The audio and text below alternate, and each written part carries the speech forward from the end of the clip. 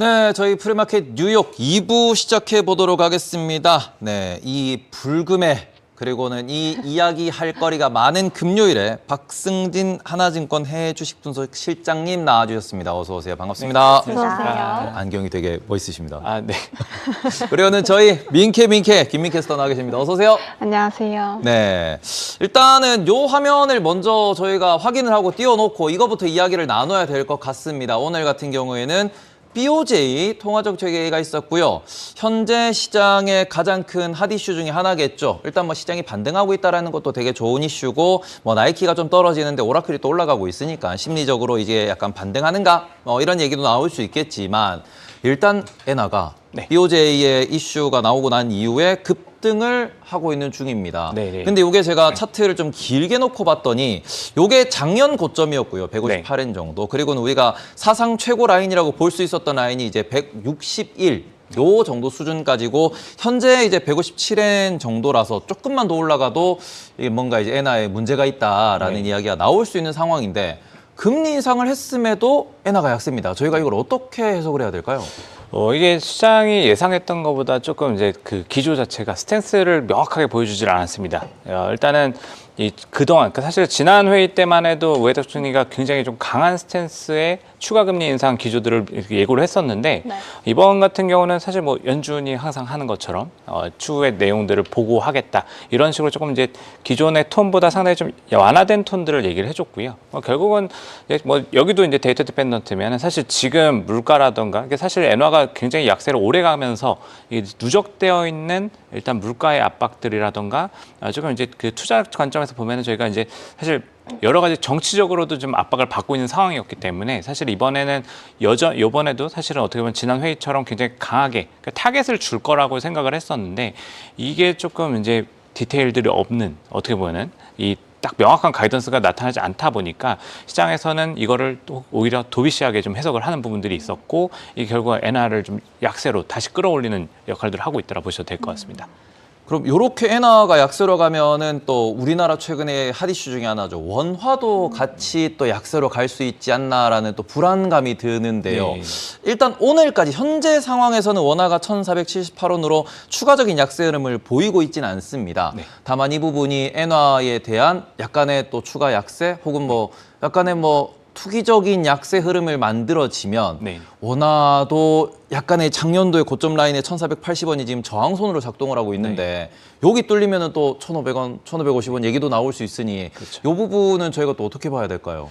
사실 뭐 어떻게 보면 엔화가 강세로 돌았으면은 네. 그냥 뭐 하나의 약세 요인이 조금 더 해소될 수 있는 이런 기대치들은 있었을 것 같습니다. 사실 뭐 엔화만 가지고 저희 원화의 약세를 지금 다 설명할 수는 없기 때문에 네.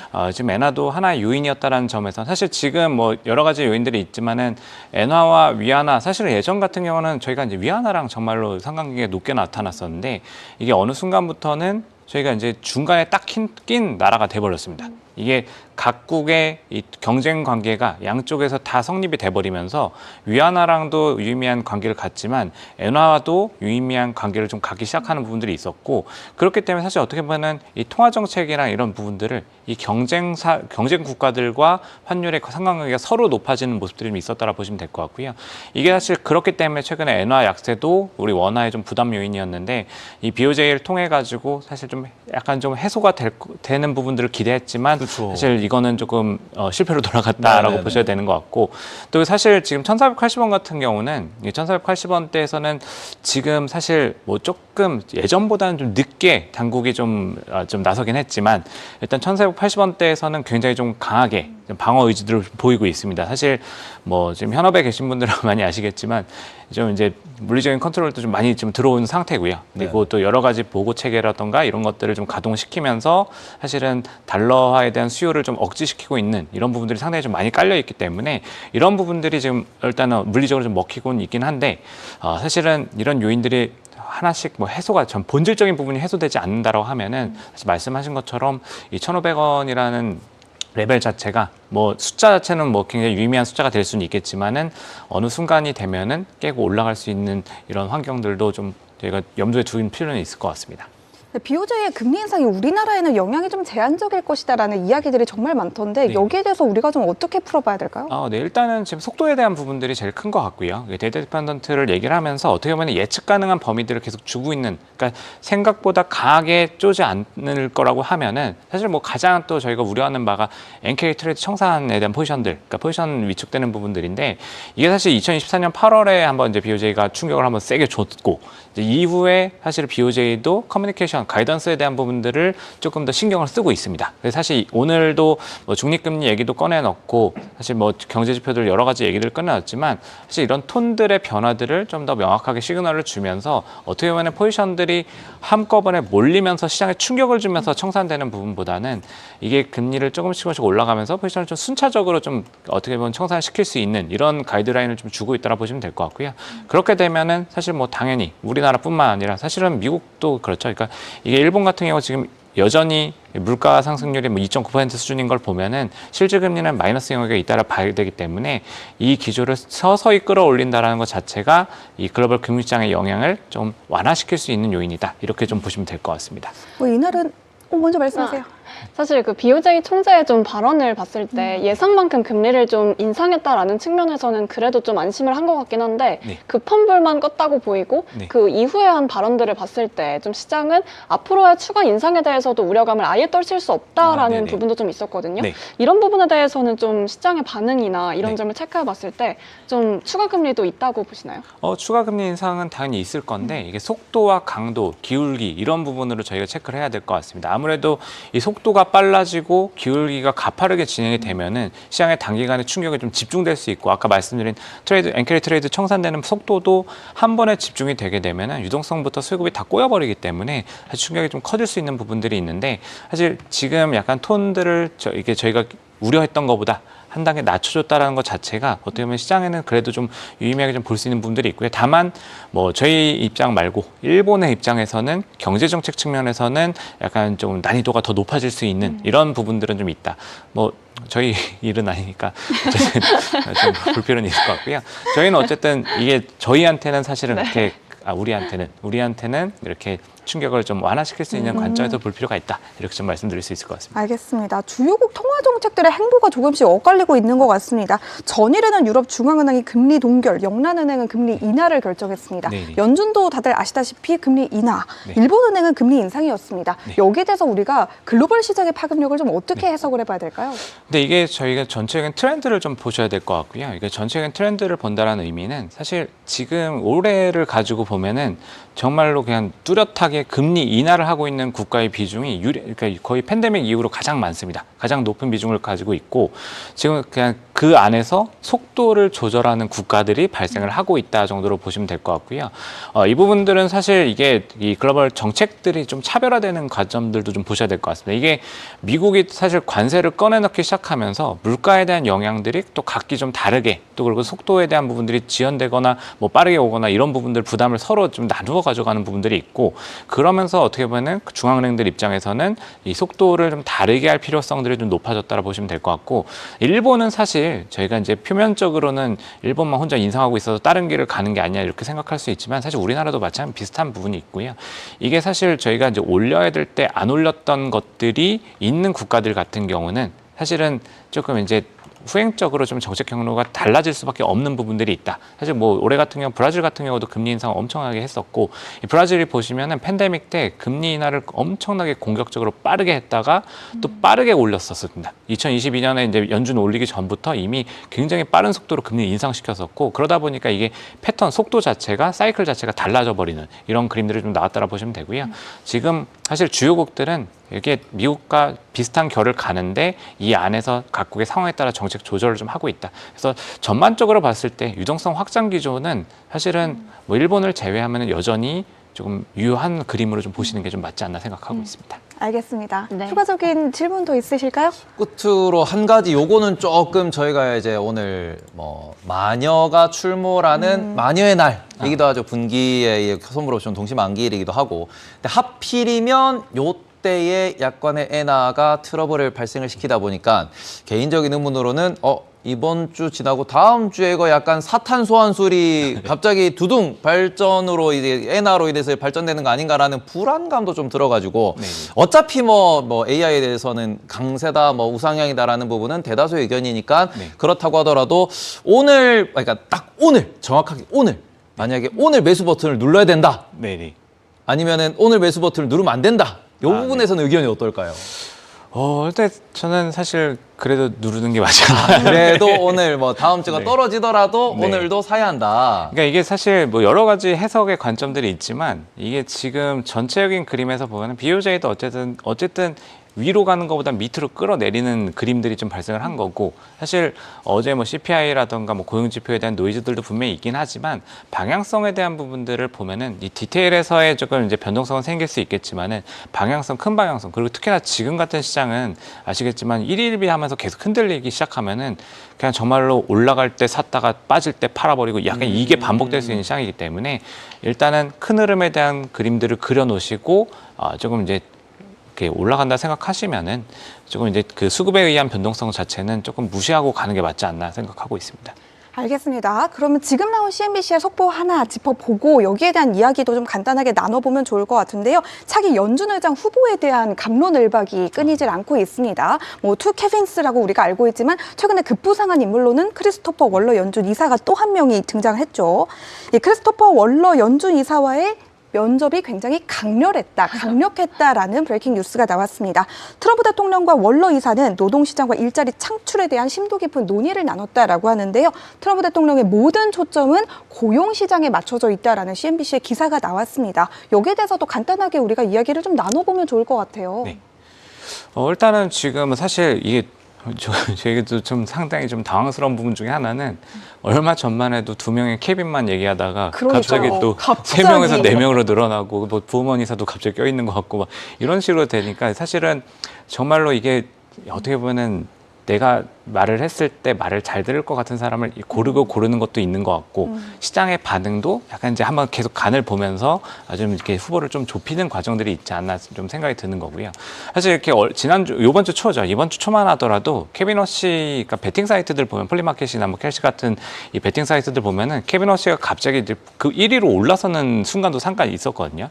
이게 보면은 사실 이제 뭐 다이먼이라던가 이제 약간 시장에서 좀 영향력 있는 분들이 조금 이제 그 케빈 해스 같은 경우 시장을 오히려 좀 혼란스럽게 만들 수 있다라는 그 조언들을 했다라는 얘기들이 퍼져 나오면서 워시가 한번 또 끌어올랐다가 또 지금은 또 다시 이제 중간에 헤셋이 다시 1위로 좀 올라오는 모습들은 인터뷰가 진행되는 과정에서 이제 또 뭐 매일매일 뭐 이렇게 대화를 할 수 있다 뭐 이런 식으로 얘기를 하는 것들이 오히려 또 이제 다시 말 잘 듣는 사람을 할 거다 뭐 이런 얘기들로 또 연결이 됐었던 거고 월러 같은 경우는 사실은 기존부터 사실 시장에서 선호하던 분이긴 합니다. 당연히 지금 현직에 또 계신 분이기도 하고 그리고 또 어떻게 보면 시장 관점에서 보면은 저희가 이제 워시도 사실 이제 그런 이제 약간 매파적 스탠스를 금융위기 때 보여줬던 이런 패턴들 때문에 시장에서 조금 더 긍정적으로 평가하는 것처럼 이 월러 같은 경우도 사실 어떻게 보면은 이 트럼프보다 뭐 중간에 해리스에 대한 뭐 이렇게 의견을 같이 했던 부분들도 있고 어떻게 보면 약간 독립성을 좀 지킬 수 있다라는 약간 이제 그런 기대감들이 있기 때문에 시장에서는 조금 이제 긍정적으로 좀 판단하는 부분들이 있는데 이게 인터뷰를 하면서 어떻게 보면은 이제 트럼프 대통령한테 조금 맞춤형 대답을 좀 건가요? 그럴 수도 있지 않을까. 그러니까 좀 듣고 싶은 말들을 같이 좀 할 수도 있지 않을까라고 생각하고 있고 지금 이게 뭐 이 상황에 따라서 좀 계속 달라질 수 있는 부분이긴 합니다. 어쨌든 뭐 파월 같은 경우도 뭐 사실 뒤집어 보면은 트럼프 때 또 지명이 됐던 사례도 있었기 때문에 지금 관점에서는 어쨌든 이 인터뷰를 하는 때 어필이 어떻게 되느냐가 사실은 트럼프 대통령한테는 굉장히 또 여러 가지 뭐 이렇게 어떻게 보면 밀당을 할 수 있는 이런 요인들이 되지 않을까 싶긴 합니다. 근데 차기 연준 의장이 누가 되는지는 그렇게 중요하지 않다는 이야기들도 요즘 많더라고요. 뭐 네네. 결국 뭐 의장이 누가 되든지 간에 네. 연준의 방향이 더 중요한 걸까요? 네. 근데 이게 사실은 저희가 시장 관점에서 보면은 케빈 허시나 월러와 이 헤셋을 좀 더 나누어서 보는 것들은 이 케빈 헤셋 같은 경우는 너무나도 지나치게 이 충성을 좀 로열티를 너무 강하게 좀 보여주고 있는 이런 부분들이 있는 거죠. 그러니까 이게 지금은 사실 잡마켓이 좀 약화되고 있고 물가도 좀 잡히는 것 같은 느낌들이 나기 때문에 네. 지금 당장 금리는 괜찮은데 그 이후에 이게 정상화됐다는 판단들이 있을 때 금리를 돌려놓는 정책들을 제대로 쓸 것이냐 통화 정책 여력을 마련하는 이런 정책들 그리고 또 인플레이션을 안 만드는 이런 방향으로 갈 거냐 아니면은 정말로 그냥 정부에 충성하면서 계속적으로 완화적인 스탠스를 보이면서 경기 부양만 정말로 주구장창할 것이냐 이런 부분들에 대한 판단은 갈릴 수 있기 때문에 지금 순간보다는 그 후속으로 사이클이 돌아섰을 때 이게 정말로 경제를 보고 독립적으로 판단할 수 있느냐 이게 사실은 지금은 중요한 것 같습니다. 그래서 채권 금리들도 햇셋이 부각되는 관점에서는 사실 중장기물들이 쫙 올라오는 것들은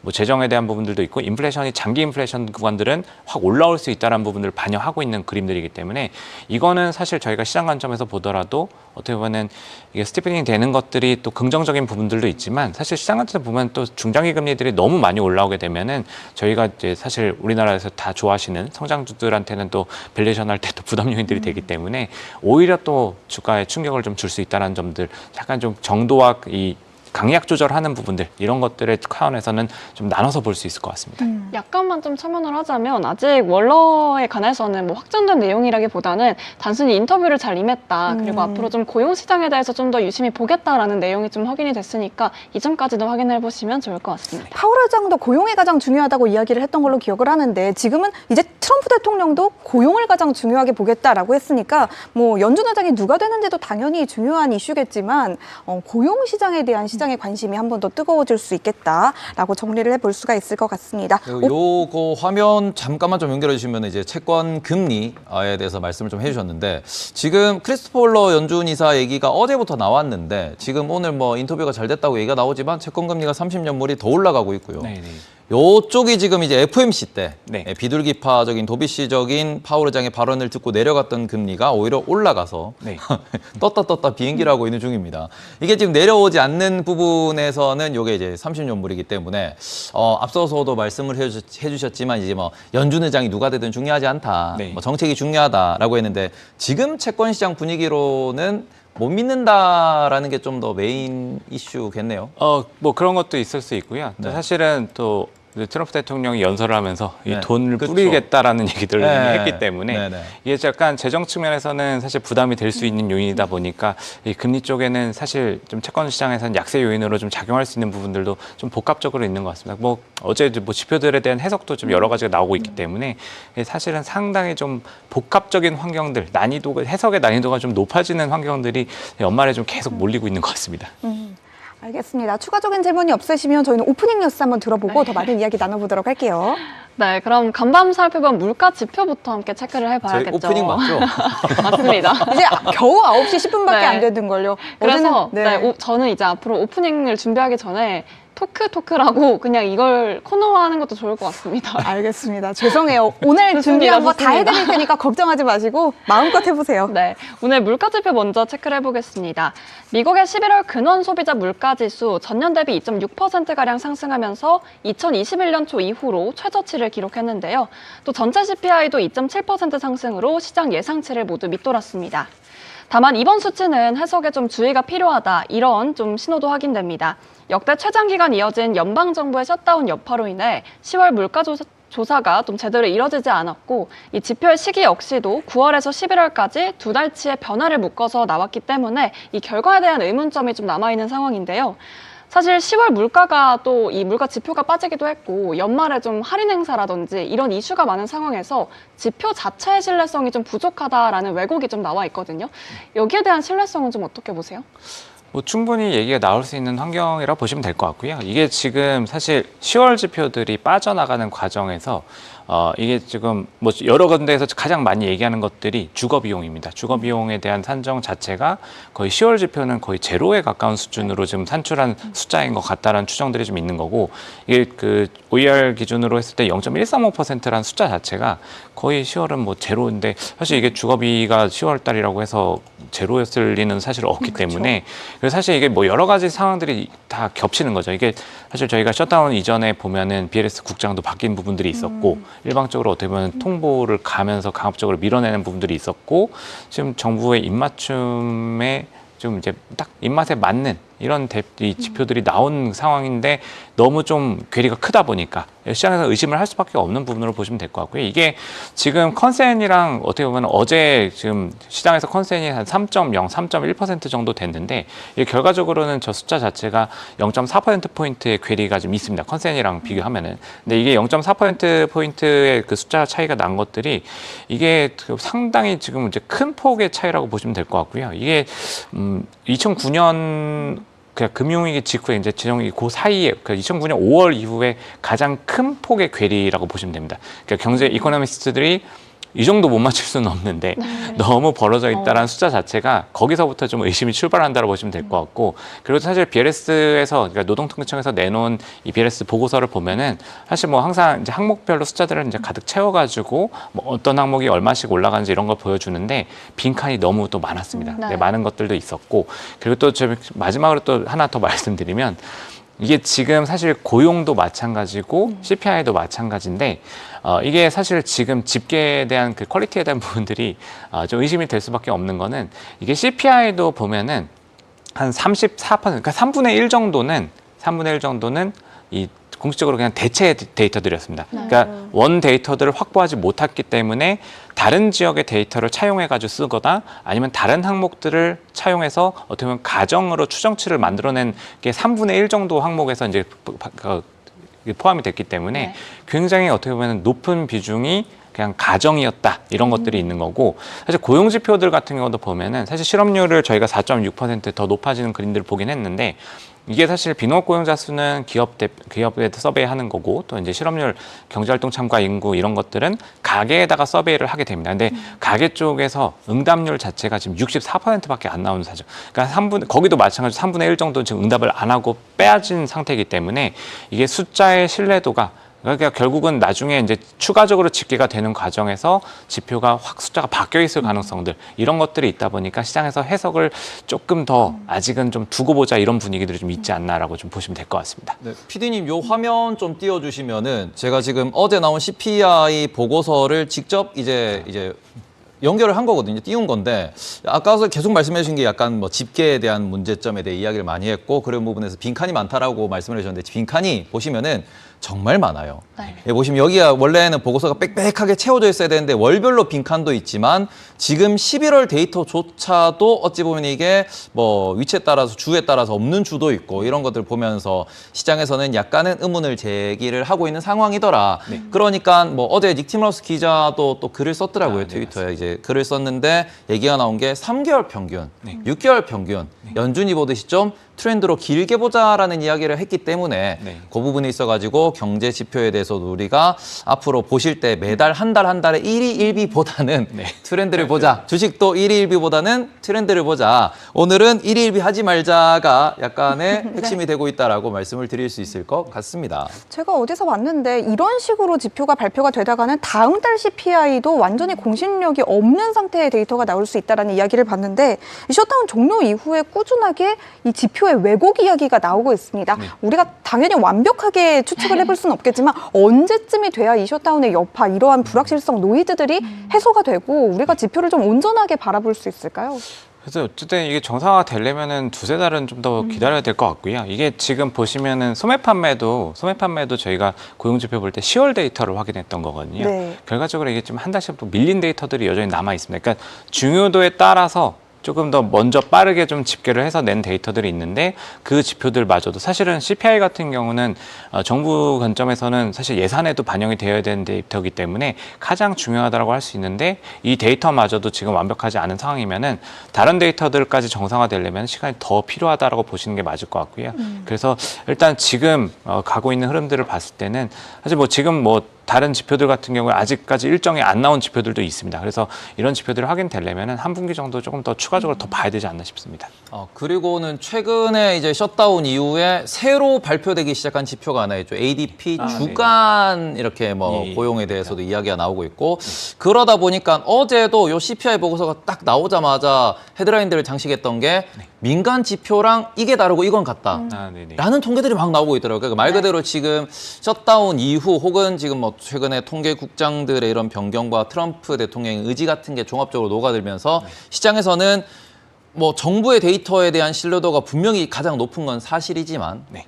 각각에 있는 뭐 주택에 대한 그런 통계나 아니면 여러 그런 에너지에 대한 통계들을 다 종합해가지고 더 복잡하게 시장을 봐야 된다라는 이야기도 나오던데 네. 그럼 이렇게 되면은 시장에서 어찌 보면은 내년도에 뭐 인플레 전망치라든지 네. 이런 것들에 대한 약간 논란들이 많이 좀 점화될 수도 있을 것 같다는 생각이 들거든요. 네. 이건 어떻게 생각하실까요? 그래서 사실은 내년 상반기 초반에도 좀 일일비하는 시장들이 계속 될 수 계속해서 예, 네. 데이터가 나올 때마다 그렇죠. 그러니까 이게 보면은 결과적으로는 그겁니다. 그러니까 저희가 이제 통화 정책에 대한 경로를 이 시장이 어느 정도 좀 가늠하면서 봐야 되는데 뭐 사실 연준 인사들도 보시다시피 FMC 때 점도표 보면은 여전히 수직으로 좀 여기저기 분포가 좀 넓게 형성이 되어 있는 것들도 지금 이 지표들에 대한 해석 방향 자체가 상당히 좀 분포가 커질 수밖에 없는 환경들인 거고 뭐 그러다 보면 사실 시장 관점에서 이제 플레이어들은 이게 베팅을 강하게 하지 못하는 분위기가 당연히 되는 거죠. 이게 추후에 변수들이 남아 있다라 생각하면은 여기서 예상해서 엇나가면은 자기의 그 포지션들에 좀 충격이 있을 수 있기 때문에 이 정말로 어떻게 보면 하나씩 확인하면서 가는 시장이 될 거고 그렇게 되면 사실 뭐 작년 뭐 사실 재작년 뭐 당연한 거지만 이제 그때 또 기울기가 너네 컸던 부분들도 있을 거고 재작년처럼 어째 작년 재작년처럼 뭔가 이렇게 선반영하면서 이게 베팅이 들어가면서 이 확 밀어 올리는 시장의 분위기보다는 하나씩 확인하면서 가는 시장의 분위기들이 될 가능성들이 높다. 그래서 사실은 어떻게 보면은 아까 말씀드린 것처럼 대응이 조금 어려운 시장이 될 수 있기 때문에 이 트렌드에 대한 부분들, 장기 전망에 대한 뷰를 좀 확실하게 확고하게 좀 수립해 놓으시고선 가시는 게 좋지 않을까 생각하고 있습니다. 근데 이번 지표를 통해서 사실 그래도 금리 인하에 대한 기대감이 또 한 번 이렇게 올라온 것 같은데 네네. 이렇게 빈 부분도 많지만 나와 있는 부분들 중에는 뭐 우리가 체감할 수 있는 것들 있잖아요. 네. 뭐 전기요금이라든지 네. 뭐 소고기 가격 이런 것들을 체감 물가는 많이 올라와 있는 상황으로 느껴지는데 네. 그럼 혹시 금리 인하에 대해서 좀 제동을 걸 수 있는 그런 요인이 될 수 있을까요? 사실 그거는 아니라고 좀 생각하고 있고요. 그러니까 사실 방향성에 대한 부분들은 이게 지금 시각이 갈릴 수 있는 여지들이 있기 때문에 여기서 속도에 대한 부분들에 지금 해석이 달라질 수 있다라고 말씀을 드리는 부분들이고 그냥 이게 또 저는 이제 제가 보는 부분들은 제 뷰입니다. 저희 쪽 뷰. 네. 저희 쪽 뷰를 말씀드리면 저희는 일단 고용시장 같은 경우는 뭐 여러 가지 요인들이 있습니다. 지난번에도 좀 말씀드렸던 부분들이 있는데 이게 지금 고용지표 나올 때 데이터들 보시면은 어쨌든 경제활동 참가 인구가 계속 늘어나는 그림들이 나오거든요. 경제활동 참가 인구 늘어나는데 사실 보면은 이 구인 수요들 기업들이 어쨌든 구인 수요는 떨어지고 있고요. 그렇게 되면은 사실 이번에 임금 상승률 같은 경우도 어쨌든 3.5까지 내려왔습니다. 결국은 이제 그 구직 이 관점에서 밸런스를 놓고 보면은 구직자들의 협상력이 떨어지고 있기 때문에 임금 상승률은 더 약화될 수 있다 이런 부분들을 봐야 되고 근데 그 앞에서 저희가 경제활동 참가이 늘어나는 부분들은 사실 어떻게 보면은 이 가계의 구매력에서 떨어지고 있는 시그널들을 저희가 여러 가지로 확인하고 있잖아요. 월매트 실적이라던가 달러트리 실적 이런 것들을 다 보면서 위에서 계속 구매력이 떨어져가지고 밑으로 내려오는 이 소비층들을 보는 것처럼 그러면서 소득에 대한 이런 좀 수요들이 늘어나는 건데 이러면은 결국은 고용시장에서는 계속 퀄리티가 좀 안 좋아지는 방향으로 갈 수밖에 없다. 실업률이 높아질 거다. 이렇게 볼 수가 있는 거고 물가 같은 경우는 사실 조금 이제 정책에 대한 뭐 소설이 좀 필요하긴 합니다. 정책에 대한 소설이 필요한 거는 여전히 일단 정치적인 부분들이 좀 이제 뒤에 자리할 수 있다라는 가정을 해야 될 것 같고요. 11월에 어떻게 보면은 중간 선거가 이제 내년에 있기 때문에 그리고 사실 지금 저희가 생산자 물가 지수의 트레이드 서비스 항목 이거를 이제 살펴보면은 이거는 어쨌든 매입가와 기업들의 유통 가격, 그러니까 판매 가격의 그 마진 차이라고 보시면 되는데 이게 4월 달에 마이너스를 찍었었고요. 그러니까 결국은 관세를 부과시키는 시점에 손실을 보면서 팔았던 이런 그림들이 있었고 5월에 요만큼 올라왔다가 6월 살짝 올랐다가 7월에 한번 싹 올라왔었습니다. 7월에 0.7%까지 전월 대비 상승률이 굉장히 높게 나왔었는데 8월, 9월 달에 다시 쭉 가라앉아서 지금 0.1로 또 다시 떨어졌거든요. 그러니까 이 그림들은 소비 심리, 구매력이 약화되는 시그널도 있다 보니까 기업들이 가격 전가를 지금 못하고 있고 지연시키고 있다는 관점으로 봐야 될 것 같습니다. 그래서 이런 부분들은 사실 어떻게 보면 불확실성 요인으로 볼 수 있기 때문에 향후에 지금 지지율이 떨어지는 과정들이 되고 이 기업들의 실적들을 통해서 이런 게 확인되기 시작하면은 사실 여기서는 트럼프 대통령이 11월에 했던 것처럼 관세를 좀 치우는 정책들이 더 나올 수 있다. 이렇게 좀 봐야 되기 때문에 금리 인하에 대한 뷰는 사실 크게 바꾸지 않아도 되지 않을까 싶습니다. 알겠습니다. 이렇게 좀 정리를 해보고요. 혹시 분위기를 좀 약간 반전시켜서 다른 이야기를 한번 저는 좀 해볼까 하는데 제가 사실은 이거를 여쭤볼까 말까 며칠 동안 고민을 많이 하다가 며칠이요? 네, 며칠 한 3일 동안 고민해서 다들 네. 아시잖아요. 네. 톡방 보시잖아요. 얘기를 했는데 뭐 이렇게 딱히 이야기를 드릴 만한 타이밍도 찾지를 못했고 이게 이렇게까지 중요한 이슈인가에 대해서는 뭐 저도 다른 이슈들이 더 중요한 것들이 많았기 때문에 넘어갔던 건데 지금 CNBC 메인 화면을 보시면 지금 라이브로 진행이 되고 있는 내용이 있습니다. 대마초에 관련된 이야기인데 네. 트럼프 대통령이 대마초에 대한 등급을 스케줄 1에서 네. 스케줄 3로 변경을 한다고 하죠. 제가 알기로는 이 스케줄 3에 타이레놀도 들어있는 걸로 알고 있는데 요즘 뭐 틸레이 브랜드, 오로라 캐너비스와 같은 대마초 관련주들의 네. 변동이 굉장히 큽니다. 네. 우리가 이거를 좀 위험하다고 받아들여야 될까요? 아니면 기회라고 받아들여야 될까요? 어떤 기회죠? 약간 투자의 기회요? 투자의 기회. 어떤 기회를 생각하신 거죠, 지금? 대한 기회는 절대 당황해가지고. 아닙니다. 저기 절대 아닙니다. 실장님 어떤 기회를? 너무 불법이거든요. 투자에 대한 기회죠. 그렇죠. 사실 저희가 이제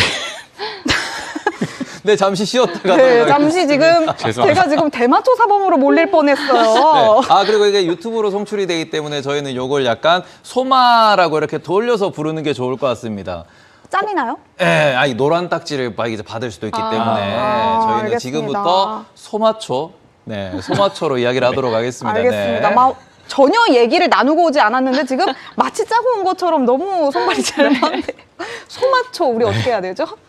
사실 이게 뭐 정말 이게 이 항목 같은 경우는 사실 이게 정말 이제 정책의 영역인 거죠, 사실은. 그렇죠. 이 정책을 풀어주냐와 쪼이느냐에 따라서 사실은 이게 기업들의 성적이라든가 주가의 기대치들도 굉장히 좀 달라질 수 있는 영역이고. 막 이러던데요. 네, 맞습니다. 이게 사실은 이게 어떻게 보면 약간 지금 공화당보다는 약간 민주당이 조금 더 우호적인 스탠스를 보이는 부분들이 있고, 그리고 또 이제 주별로 사실 이게 딱 규정이 다 다르잖아요, 원래는. 네네. 그래서 사실 이게 바이든 정부 때는 오히려 조금 더 부각이 됐던 테마였긴 합니다. 그리고 사실 작년 정도까지만 하더라도 작년 상반기까지도 이게 그 주별로 허용이 될 수 있는, 확장이 될 수 있다라는 기대치들이 계속 중간중간 나오면서 저는 이제 제가 또 ETF들을 많이 보기 때문에 그 MJ라는 맞아요. ETF, 테마 MJ. ETF가 있잖아요. 그 종목이 사실은 중간중간에 확 붙였다가 또 다시 쫙 실망 나오면 쭉 빠지고 이런 그림들을 분명히 있었거든요. 그리고 사실 저는 지금은 조금 더 좀 조심하긴 해야 될 것 같은 거는 사실 상반기 때부터 어떤 순간부터 보면은 MJ가 이 주간 상승률, 뭐 한 달 상승률의 최상단에 오는 경우가 이미 몇 차례 있었습니다. 수차례 있었기 때문에 어떻게 보면은 이게 지금 규정을 좀 바꾸는 과정까지 가는 상황에서 얘는 어떻게 보면은 좀 모멘텀을 소진시켰을 수도 있지 않나, 이런 것들을 좀 봐야 될 것 같고, 사실 이게 정책 관련 테마들이 좀 어려운 것들은 이후에 추가적인 모멘텀을 저희가 한번 소진하고 나면은 이게 더 붙여주는 힘이 좀 굉장히 확 약해질 때가 있기 때문에 사실 뭐 제가 뭐 디테일들을 더 말씀드리기 되게 부담스러운데 어쨌든 조금 지금은 이제 오히려 좀 조심하는 게 맞지 않나. 저희는 지금까지 소마에 대해서 이야기를 했습니다. 네. 네, 소마. 네. 지금 제가 앞에 이미 얘기를 해버렸는데 저희 뭐 오늘 방송 못 보는 거 아니겠죠? 그러진 않을 겁니다. 이게 수익 알겠습니다. 창출이 안 될 거기 때문에 저희는 잘 모르겠고요. 네. 네, 알겠습니다. 다음 이슈로 한번 넘어가 볼게요. 네, 다음으로는 제네시스 미션 행정명령 관해서 함께 이야기를 해보려고 합니다. 트럼프 대통령이 AI를 활용해 국가과학 혁신을 가속화하는 제네시스 미션 행정명령에 서명했습니다. 정부 차원에서 AI 활용을 본격적으로 끌어올리겠다라는 의미로 해석이 되는데요. 이 핵심은 정보 부처로 나눠 있던 연구를 통합하고 또 연방 데이터와 AI 기술을 결합해서 과학의 연구 속도를 크게 끌어올리겠다는 취지를 갖고 있습니다. 참여하는 기업들은 에너지부 국립연구소와 함께 핵에너지, 양자 컴퓨팅, 또 로봇공학 등 차세대 핵심의 기술 전반을 함께 연구하게 되고요. 미 정부는 이번 협력을 통해 해외 기술 의존도를 낮추고 또 미국의 과학기술 생산성을 크게 끌어올릴 것으로 기대하고 있습니다. 사실 이렇게 국가 시스템 자체에서 좀 엔비디아를 극적으로 좀 밀어주려는 모습이 보이는데, 사실 이렇게 구축이 된다면 그냥 표면적으로만 봤을 때는 굉장히 긍정적인 요인만 작용을 하잖아요. 글로벌적인 측면에서 좀 차별성 혹은 뭔가 우위를 점할 수 있는 아주 긍정적인 쪽으로만 봐도 될까요? 네, 지금 아무래도 사실 이게 기업들의 수요들에서 그 다음으로 저희가 스텝을 봤던 것들이 결국은 소브린 AI 쪽인 거고, 이 소버린 AI 쪽에서 두 축이라고 하면은 미국이랑 중국을 저희가 당연히 볼 수 있는 걸 텐데 사실 뭐 그 중에서 미국에 대한 어떻게 보면은 그 가장 큰 고객을 잡았다라는 거는 사실 굉장히 좀 중요한 의미로 좀 볼 수 있을 것 같고요. 이게 사실 뭐 결국은 또 이 로비의 힘도 좀 있는 것 같습니다. 그러니까 젠슨왕 CEO 같은 경우가 사실 뭐 아시다시피 지금 최근에 이게 그 의회 입장과는 다르게 트럼프 대통령이 중국 쪽 수출에 대한 부분들을 조금 더 스탠스 좀 톤을 바꿔주고 있는 것처럼 네. 이게 사실 결국은 젠슨왕과의 미팅을 통해서 이제 얻어내고 있는 그림들이 좀 있는 거고 그리고 사실 또 트럼프 대통령은 실제로 또 중동 같은 데 가가지고 세이즈 할 때 엔비디아를 이제 밀어넣고 이런 그림들이 나오잖아요. 그래서 사실은 어떻게 보면은 지금 어떻게 보면 엔비디아가 조금 이제 여러 가지 의구심과 불확실성들을 좀 같이 경쟁 구도에서 얹을 수 있는 상황에서 좀 다른 돌파 구도를 찾는 의미로 보면은 사실 이번 이 미션 자체 그 같이 들어간 것 자체가 주도하면서 들어간 자체가 상당히 좀 의미가 좀 있다라고 보셔도 되지 않을까 싶습니다. 이거는 사실 결과적으로 이 관계 자체를 좀 놓고 보면은 아까 말씀드렸던 것처럼 외교에서 다른 국가들로도 연결시켜 줄 수 있는 것들을 오히려 엔비디아를 좀 공식화해 주는 부분들이 있을 거기 때문에 지금 미국 내 시장뿐만 아니라 조금 이제 해외 진출에 대한 부분들이 더 강하게 소버린의 여러 미국과 우호적인 국가들의 소버린의 주도를 할 수 있는 부분들 이런 것들 좀 기대해 볼 수 있지 않나 좀 생각해야 될 것 같습니다. 이 부분에 대해서 지금 이제 뭐 이름은 제니시스 미션이라는 이야기는 나오지만 최근에 계속 예고됐던 부분 중에 AI 관련돼 가지고 50개 주의 정책을 연방 정부가 행정명령으로 통일하겠다, 단일하겠다 이런 얘기도 나왔었고요. 지금 계속 이제 미국 내에서도 이게 찬성한다 혹은 반대한다라는 여론이 충돌하고 있는 게 뭐냐 그러면은 트럼프 대통령이 오히려 빅테크 밀어주기를 하려고 한다. 그러면 로비가 됐든 뭐가 됐든 기술 패권이 됐든 어쨌든 저쨌든 빅테크를 밀어주려고 하고 그 뒤에 테슬라라고 하는 일론 머스크라고 하는 혹은 팔란티어의 피터 틸이라고 하는 사람이 대선 과정에서도 많이 개입을 했었고 실제로 그런 부분에 대해서는 미국 내에서도 여러 이야기가 나오고 있습니다. 이게 올바른 길로 가는 것이냐. 미국과 중국은 우리가 AI라는 기술의 발전으로 놓고 보면은 당연히 빅테크가 뭐 규제를 좀 풀고 빠르게 발전하는 것도 맞겠지만 그 끝에는 결국 우리 같은 일반적인 사람들의 일자리가 줄어들고 빅테크가 모든 걸 독점을 하고 뭐 그런 식으로 넘어간다는 거 우려도 있는 상황이거든요. 그러니까 이런 부분에서 결국 이제 미국이 그리는 그림이 우리의 미래가 될 텐데 이 부분에 대해서 미국 내에서 우려하는 목소리도 있는데 요거는 저희가 어떻게 좀 봐야 될까요? 일단은 그게 조금 우선순위 관점에서 좀 보긴 해야 될 것 같고요. 뭐 이것도 뭐 사실 뭐 다 개인마다 생각이 좀 다른 부분이 될 수밖에 없는 것 같고요. 근데 지금 이게 시장 관점에서 보면은 사실 트럼프 대통령의 좀 성향을 저희가 좀 보면서 껴 맞춰봐야 될 것 같습니다.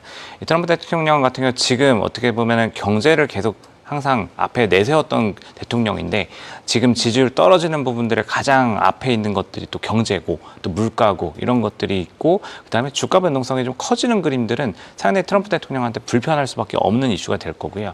그렇게 되면은 이 부분들을 좀 반전시키기 위해서는 뭐 아까 연준을 또 계속 쪼는 것처럼 어쨌든 테크 쪽, 시가총액이 큰 이 분야 그리고 또 지금 가장 이 시장에서 관심이 큰 분야에 대해서 밀어주면서 지금 뭐 AI 얘기하고 있고 로보틱스 얘기하고 있고 또 우주까지 꺼내놓고 있는 것들 그러니까 성장주와 빅테크를 조합해가지고 그냥 끌고 가면서 사실 어떻게 보면 가장 또 예쁜 스토리를 만들어낼 수 있는 부분들을 지금 계속 밀어내고 있는 정책적으로 좀 밀어내고 있는 부분들을 보면은 사실 지금은 어떻게 보면은 물론 지금 레임덕 얘기가 계속 나오긴 하지만 지금까지 보여왔던 행보들을 보면은 어쨌든 추진력에 대한 부분들은 또 증명했었던 사람이기 때문에 일단은 밀어붙이면서 본인이 원하는 이런 산업을 주도하고 이 미국이 이제 기술을 가지고 다른 국가들을 우위에 서는 이런 모습들을 보여주고 주가를 끌어올리는 이런 역할들을 이 테크 쪽에다가 좀 밀어붙이지 않을까라고 생각하는 게 좀 맞지 않을까 싶습니다.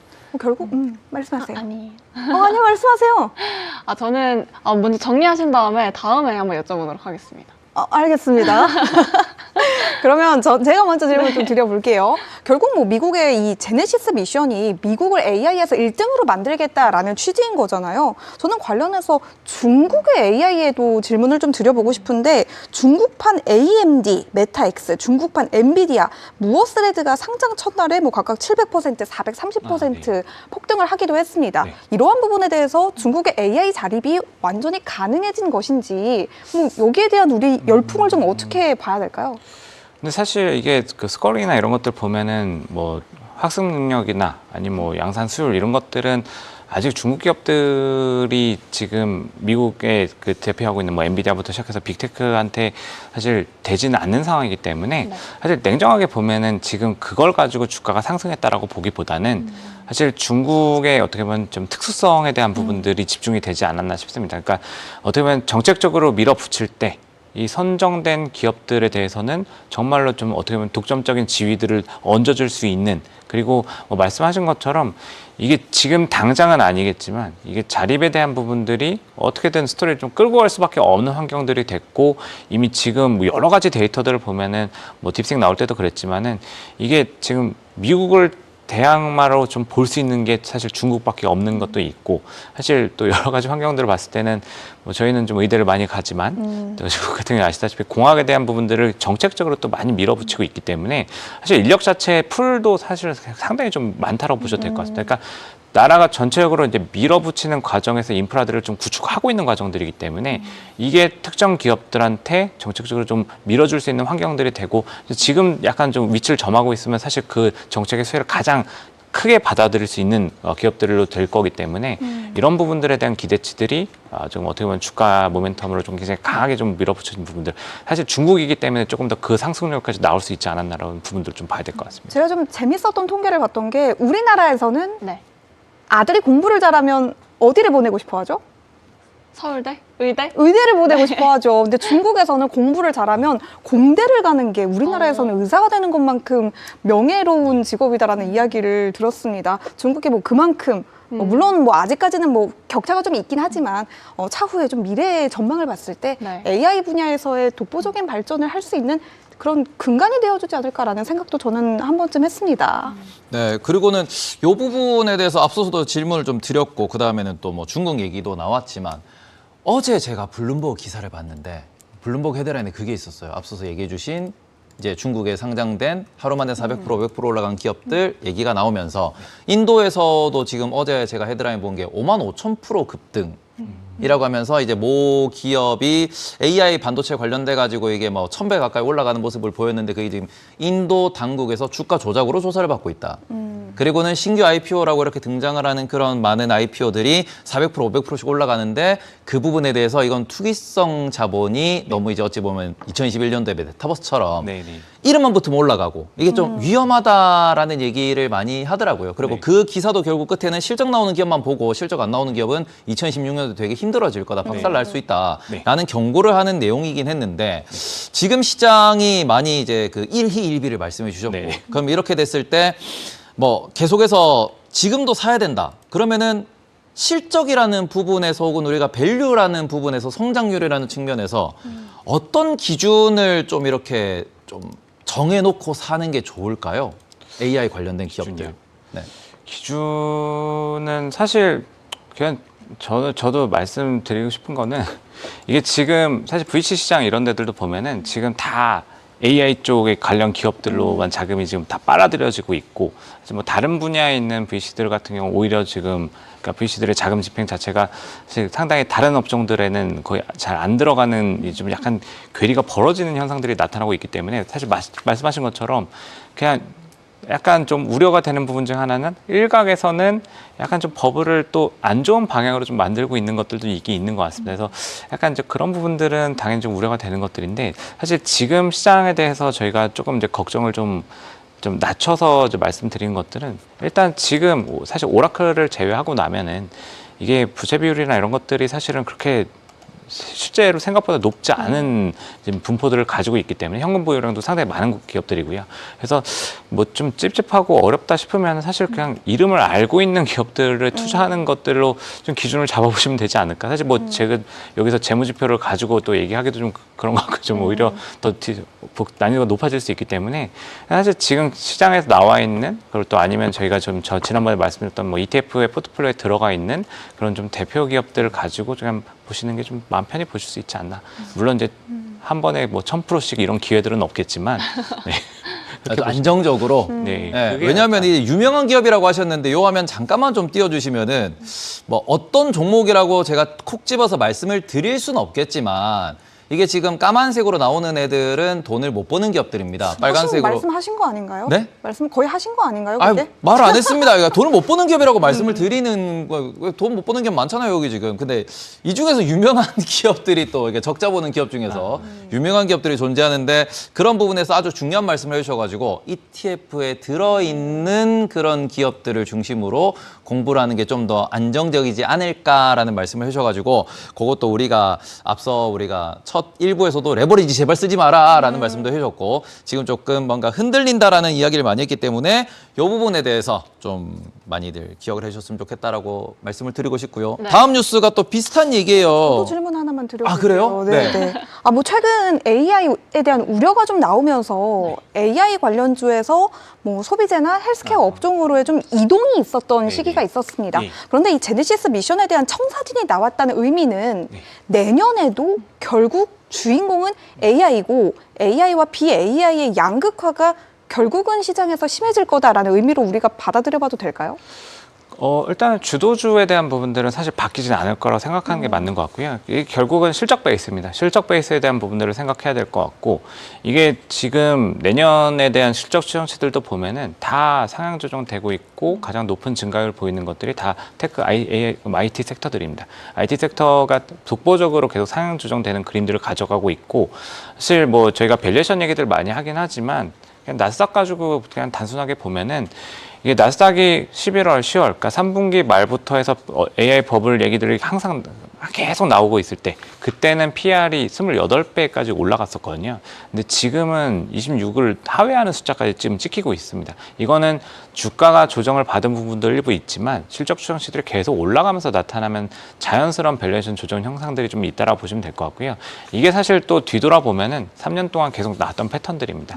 버블론 얘기 나올 때 실적 추정치들은 항상 올라갔고 그러다 보면 어느 순간에 실적과 이 밸류에이션의 주가의 괴리가 좀 벌어지면서 다시 선호하는 업종으로 돌아오고 이런 패턴들이 있었던 거고 근데 이제 저희가 이제 3분기 말 4분기 초 들어오면서부터는 약간 이제 조금 이제 버블론이 또 올라올 수 있는 밸류에이션 레벨에도 있었고 그리고 자금이 조금 묶이는 그림들은 있었는데 또 여기서 또 살게 또 실적 발표하는 내용들을 보면은 사실 AI 테크 이런 것들을 다시 좀 갈 분위기는 아니다 보니까 그러면은 지금 못 올라온 업종들이 어디 있는가 그리고 내지는 이 펀더멘탈에 대한 자신감들 그러니까 경제에 대한 자신감들이 떨어지는 과정들이 있었다 보니까 수요가 사실은 이제 경기와 소비를 좀 연결시키는 부분보다는 뭐 헬스케어나 바이오테크 같은 경우가 가장 이제 이 기술을 가지고 수요를 바로 창출할 수 있는 이런 기업들 종목군으로 자금이 들어왔던 부분들이 있고요. 네, 사실 뭐 일부 말씀하신 것처럼 필수 소비재나 뭐 에너지 이런 업종들이 올라올 때는 어떻게 보면은 정말 이제 단순하게 그동안 못 올라왔었던 부분들에 대한 약간 키 맞추기 성격, 순환매 성격으로 그냥 단기적으로 좀 들어온 그림으로 봐야 되지 않을까 싶습니다. 이게 전체적으로 내년에는 바뀔 수 있는 부분들이 일부 하반기 가면 있긴 하겠지만 지금 당장 놓고 보면은 사실 유가 놓고 보면은 에너지 살 수가 없는 부분들이 좀 있고요. 네. 소비도 마찬가지로 아까 이제 구매력이나 이런 것들 계속 말씀드렸지만 사실 뭐 월마트나 달러트리처럼 이제 할인 판매에 대한 뭐 이런 수요들을 붙는 기업들은 일부 될 수 있겠지만 전체적인 그림에서 소비를 지금 좋게 기대하기는 좀 어렵지 않나. 정책이 바뀌는 그림들이 됐을 때 선반영하면서 올라가는 그림 정도가 지금 저희가 그냥 눈앞에 지금 당장 놓지 말고 관심권에 놓을 때 전제 조건이 좀 될 것 같습니다. 네, 그러면은 저희가 오늘 또 이게 저도 요게 저희 일주일 동안 계속 한 번은 얘기해야지였는데 뉴스를 준비했다가 한 번도 못했던 네. 오픈 AI 뉴스가 있어서 오늘도 40분인데 지금 뉴스 네. 2번입니다. 네, 요걸 좀 죄송해요. 네, 약속드릴게요. 이거 남은 거 PM10에서 우리 다 합시다. 좋습니다. 그러면은 지금 일단 네. 가장 중요한 오픈 AI 뉴스 듣고 저희가 또 얘기를 또 나눠보도록 하겠습니다. 네, 오픈AI가 내년 1분기 말을 목표로 이 최대 1,000억 달러 규모의 자금 조달을 추진하고 있습니다. 이번 투자가 성사가 될 경우 오픈AI 기업 가치는 최대 8,300억 달러까지 평가될 수 있다는 관측도 함께 나오고 있는데요. 네, 이번 투자 라운드는 최근 AI 투자 열기가 다소 식은 상황에서 사실 오픈AI가 시장 신뢰를 조금 더 반복을 해야 된다라고 하는 이야기가 나오면서 제가 광고 때문에 살짝 정신이 없었습니다. 네, 어쨌든 이 자금 조달에서는 소프트뱅크를 비롯해 디즈니 그리고 국부펀드 등 기존 투자자와 또 신규 대형 투자자들이 함께 주요 참여 후보로 거론되고 있는 상황인데요. 여기에 또 다른 의제로 사실 IPO 상장에 관해서도 굉장히 이야기가 많이 나오잖아요. 그래서 사실 시장에서는 오픈 AI가 신경 쓸 게 지금 너무 많다. 그렇기 때문에 하나에만 좀 집중을 해서 조금 더 이 가치를 높였으면 좋겠는데 이런 이야기도 함께 나오고 있고요. 또 사실 역풍 리스크에 관해서도 어느 정도는 좀 대비를 해야 된다라는 말도 나오고 있는데 실제로 오픈 AI에서 이런 부분들을 좀 감안을 하고 준비를 하고 있을지도 궁금하거든요. 일단 뭐 오픈 AI가 어떻게 보면 지금 사실 유동성에 말라붙을 때, 그러니까 3분기 말 4분기 초에 사실 유동성에 말라붙을 때 얘기 나왔던 부분 중에 하나가 사실 기관들이 내년에 오픈 AI가 상장하면은 거기 참여해야 되기 때문에 자금을 좀 캐시를 확보하고 있는 그림들이 좀 있다, 이런 얘기들도 나왔을 정도로 시장의 관심이 굉장히 좀 집중되고 있는 상황인데요.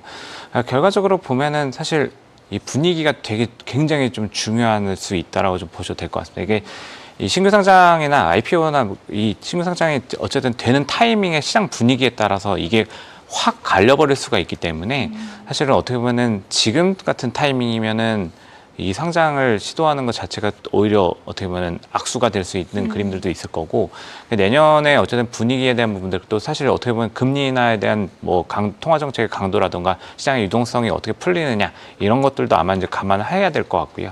이 과정에서 어떻게 보면은 그 자신감들, 그러니까 자금을 끌어올 수 있는 환경은 이 오픈 AI가 좀 자체적으로 좀 만들어야 될 것 같습니다. 그러니까 지금 보면은 이 시장에서 요구하는 것들이 전제 조건이 분명히 있는 거죠. 그러니까 네.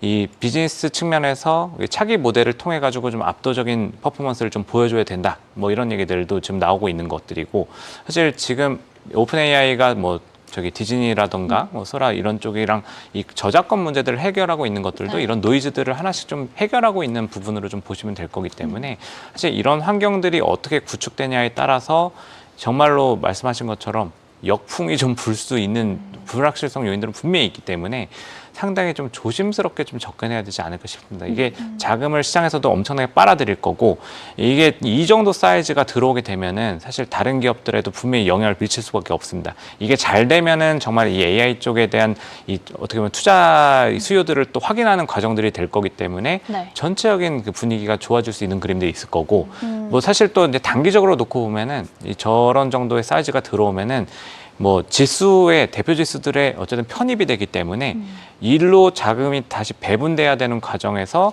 일부 다른 기업들에서는 돈이 빠져나오면서 주가에 또 당기적 수급에 또 영향을 미칠 수 있는 부분들, 굉장히 복합적으로 요인이 될 수 있기 때문에 역풍에 대한 부분들은 사실은 여러 가지 불확실성 요인들이 있고, 그렇기 때문에 오히려 분위기를 좀 더 잘 만들어야 되는 이런 것들이 좀 있다라고 좀 보셔도 될 것 같습니다. 알겠습니다. 추가적인 질문이 없으면 우리 기사 하나만 더 들어볼까요? 네, 좋습니다. 근데 요거 저 너무 궁금한 게 하나 있어가지고. 그럼 너무 궁금하면 네. 물어보셔야죠. 왜냐하면은 지금 IPO와 그 이후에 수급이 꼬일 수 있다라는 부분을 말씀을 해주셨는데, 지금 스페이스X에 대한 IPO가 당장이 다가오고 있는 상황이고, 스페이스X도 지금 이거 방금 이제 뭐 오픈 AI 750빌리언 얘기 나왔지만 스페이스X는 1000빌리언입니다. 네네. 더 사이즈가 크기 때문에 이것도 같은 요건으로도 볼 수 있을 것 같은데, 네네. 그럼 요 부분도 저희가 좀 걱정을 해야 되는 현실적인 문제다라고 생각을 해야 될까요?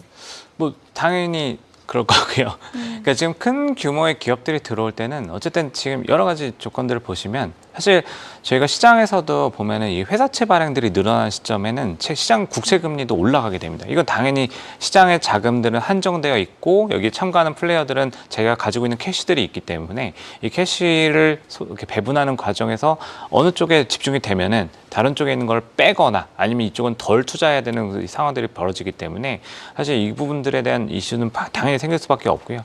말씀하신 것처럼 오픈 AI보다 더 큰 사이즈의 스페이스X가 들어오는 과정들은 이 시장 수급 측면에서 일부 조금 이제 조정을 통해 가지고 기업들의 이 조금 자금이 유출되는, 다른 기업들은 유출시키는 이런 그림들이 나올 수 있기 때문에 이게 지금 어떻게 보면 수급 쪽에서 그 상황의 분위기들이 굉장히 중요할 수밖에 없다, 이렇게 좀 봐야 될 것 같고요. IPO가 정말 공격적으로 잘 되면은 사실 그냥 이게 주가가 같이 올라가면서, 그러니까 사실 뭐 쉽게 생각하면은 제가 배당락 이런 거 좀 생각해봐도 될 것 같고요. 배당을 준 이후에 배당락이 발생했을 때 이 기업에 정말 기대치가 있으면 배당락 줬던 것들을 빠르게 회복하는 것처럼, 이 기업들이 이제 정말로 스페이스X부터 시작해서 시장 분위기가 좋고 이 산업에 대한 기대치들이 계속 긍정적으로 형성될 수 있는 투자감들을 좀 증명한다고 하면은 이것도 사실은 주가에 충격을 줄 수는 있겠지만은 빠르게 회복하면서 시장이 오히려 좀 더 긍정적인 분위기로 갈 수 있는, 약간 좀 나눠서 볼 변수들이 상당히 좀 많다라고 보셔도 될 것 같습니다.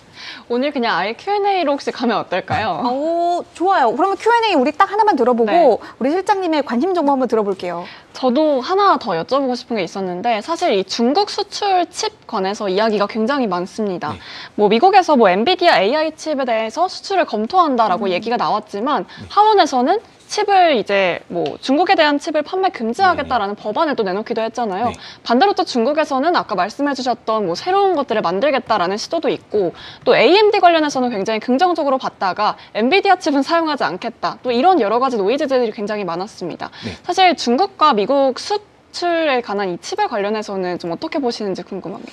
뭐 사실 이것도 이제 안에서 보면은 이 의회에서는 강경파들이 또 이제 공화당, 민주당 할 거 없이 좀 막으려고 하는 그림들이 있는 거고 트럼프 대통령 같은 경우는 조금 이거를 좀 풀어내기 위해서 이제 엔비디아도 마찬가지고요. 젠슨랑 CEO랑 같이 가면서 이 풀어내는 시도들을 좀 하고 있는 상황인데 결과적으로 보면은 이 수요에 대한 부분들은 잠재된 수요가 분명히 중국에도 있다라고 보는 게 맞는 것 같습니다. 이게 사실 중국에서 자체 칩을 쓰라고 계속 얘기를 하고 있지만 사실 주요 기업들에서는 엔비디아 칩을 계속 사고 있다라는 얘기 내지는 이 수요들을 좀 계속 보여주고 있다라는 얘기들을 계속 하고 있고 사실 또 어떻게 보면 또 거꾸로 지금 뒤에서 계속 사고 있다 분해해서 또 네. 다시 들어오고 있고 이런 얘기들도 굉장히 계속 나오잖아요.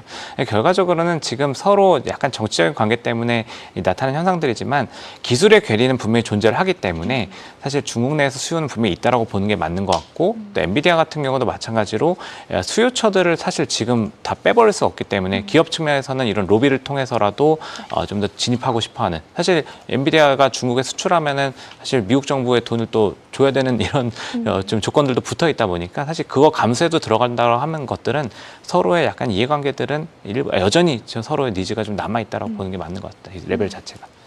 알겠습니다. 이렇게 Q&A가 마무리가 됐다면 우리 실장님의 관심 종목 한번 들어보도록 할게요. 어떤 것들을 우리가 좀 중점적으로 봐야 되죠? 네. 지금 뭐 아까 스페이스X도 말씀하시고 사실 어제 뭐 우주 관련 정책들에 대한 얘기도 있었기 때문에 로켓랩을 가지고 좀 말씀을 좀 드리고 싶어서 가져왔고요. 이게 로켓랩 같은 경우는 사실 지금 이제 스페이스X는 좀 아직 상장이 안 돼 있지만 로켓랩은 아시다시피 좀 상장이 돼서 거래되고 있는 이 우주항공의 대표적인 인프라 ETF라고 보시면 될 것 같습니다. 주식이죠. 주식이라고 보시면 될 것 같고, 이 로켓랩 같은 경우는 이제 비즈니스를 이제 소형 로켓을 발사시키면서 발사하는 이런 비즈니스도 끌고 가지만 이게 좀 사실 어떻게 보면 소프트웨어 측면에서 인프라를 또 같이 구축해서 가져가는 이 비즈니스를 조금 이제 한 라인에서 수직 계열화 해가지고 가져가는 기업이기 때문에 지금 어떻게 보면 진짜 시장에서는 어쨌든 스페이스X 다음으로 두 번째 순위로 가장 이제 많이 보는 어떻게 보면 대항마로서도 기회들을 해볼 수 있는 기업으로 좀 보고 있는 상황입니다. 그리고 어제 보면은 어제 주가가 이제 11% 넘게 상승을 했었고요. 이게 사실 이제 정부 쪽과 비즈니스들을 계속 가져가는 기업이라 보시면 될 것 같고 이 소형 로켓들을 이제 쏘는 이런 관점에서 보면은 사실 올해 20개 정도가 지금 발사가 됐습니다. 사실 물론 이제 스페이스X랑 비교하면은 사실 격차가 크긴 하지만 또 2위권에서는 또 어떻게 보면 좀 약간 독보적인 위치들을 차지하고 있고 이 소형 로켓도 여기도 마찬가지로 다른 형태긴 하지만 이 재활용을 하는 이런 부분들이 있고요. 그리고 또 이 어떻게 보면 그동안 사실 이제 정부 쪽이랑 이제 비즈니스를 가져가는 관점에서 이 프로젝트에 대한 이 어제 11%가 올랐던 것들은 STP S30이라는 이제 그 원형 형태 소형 로켓을 쏘는 이런 이제 미션이 있었는데 이거를 계획했던 시기보다 5개월 앞당겨서 성공을 하면서 이러면서 좀 이 주가의 모멘텀들이 굉장히 강하게 좀 붙여졌습니다. 그러니까 이거는 저희가 의미를 찾을 때 사실 이런 프로젝트가 진행될 때는 일반적으로는 지연되는 케이스들이 상당히 좀 많이 나오게 되는데 5개월이나 땡겼다라는 것 자체가 어떻게 보면 기술에 대한 부분들 그리고 또 이 정부 쪽 군과 이제 비즈니스를 가져가는 데 있어서 어떻게 보면 이제 추가적인 확장성을 더 보여줬다라고 좀 보시는 수 있는 거고 이게 지금 실제로 또 3분기 실적들을 나올 때 보면은 매출 증가율이 상당히 좀 빠르게 나오는 기업입니다. 그래서 이 지금 보시면은 아직까지 순이익 측면에서는 조금 이제 마이너스가 나오는 부분들이 있지만 이 실적 측면에서 보면 매출 증가율이 뭐 30%, 40%씩 전년 동기 대비 올라오는 그림들이 또 발생을 하고 있고 지금 수주 잔고들을 놓고 보더라도 한 11억 정도, 11억 달러 정도의 수주 잔고도 남아 있기 때문에 이게 매출로 다 돌아올 수 있는 이런 관점에서 보면은 상당히 좀 긍정적인 부분으로 좀 보셔야 되는 로켓 관련 기업이다 이렇게 좀 말씀드릴 수 있을 것 같습니다.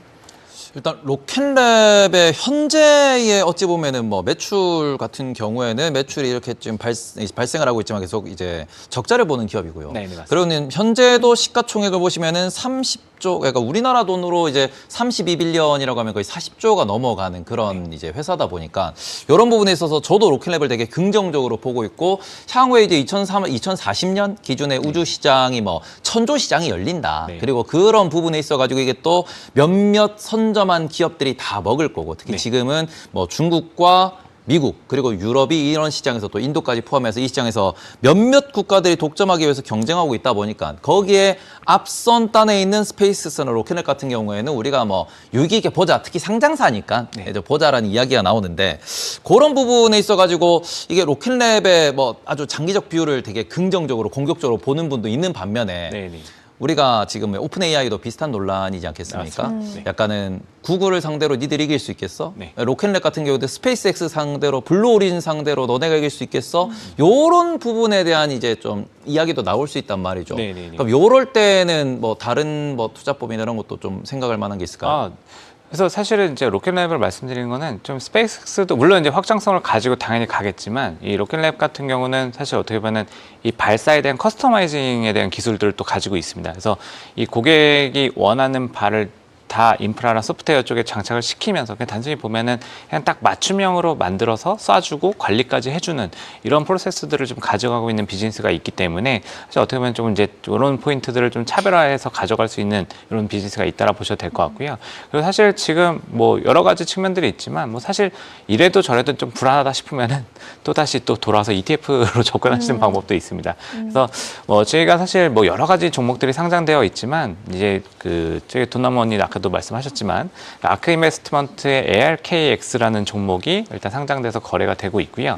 이 종목이 이제 우주항공에 대한 테마를 가지고 이제 그 운용을 하고 있는 액티브 ETF입니다. 그래서 이게 보면 로켓랩이 이제 9% 넘는 비중으로 가장 많이 이제 차지를 하고 있고 제가 뭐 여러 가지 이제 종목들이 들어가 있는데 엘스레리스 같은 종목들 그리고 또 이제 크라토스 같은 종목들 그러니까 여러 가지 저희가 이제 방산과 우주항공들을 가져가고 있는 기업들이 여러 가지가 좀 들어가 있기 때문에 요거 좀 띄워서 저희가 같이 설명해 주시면 되게 좋을 것 같습니다. 지금 화면에 ARKX가 어떤 종목들을 많이 들고 네네. 있냐가 있는데 앞서 말씀드린 로켓랩, 엘스레이스, 크라토스, 그다음에는 테라다임도 들어있고요. 네, 맞습니다. 그럼 저희 국내 투자자한테는 AV로 더 유명한 에어로버번트도 들어있고 많은 기업들이 있습니다. 네.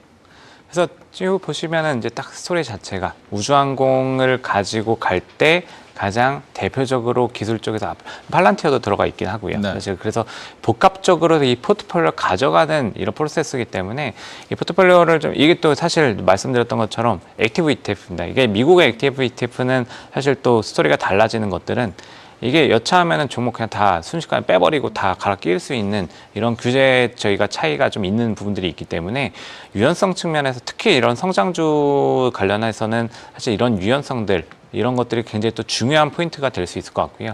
사실 뭐 아까 또 액티브 운용 팀장님도 김희식 팀장님도 오셨지만 이게 우리나라 같은 경우는 상관계수 이슈가 이제 액티브 ETF라 하더라도 비교지수 0.7의 조건들이 붙어 있습니다. 그래서 이게 또 벗어나게 되면은 투자 유의 종목 진행되고 그다음에 상폐 요건들이 되는 부분들이 있어서 사실 우리나라 액티브 ETF보다는 사실 미국 쪽이 정말 어떻게 보면 정말 운용을 적극적으로 할 수 있다라는 부분. 그렇기 특정 종목을 좀 많이 담을 수 있다. 공격적으로 네. 이제 ETF를 구성할 수 그렇죠. 있다라고 해석할 수 있겠네요. 그렇죠. 그리고 사실 이런 성장 산업 같은 경우 상황이 바뀌는 부분들에 따라서 굉장히 적극적으로 대응을 해야 될 수 있기 때문에 그런 관점에서 보면은 ETF로 접근하는 것들이 또 굉장히 좀 상당히 의미가 있을 수 있다. 좀 이렇게 좀 말씀드릴 수 있을 것 같습니다. 네, 알겠습니다. 우리 실장님의 관심주로 로켓랩 그리고 우주항공의 투자 전략과 관련해서 ARKX ETF까지 짚어봤는데요.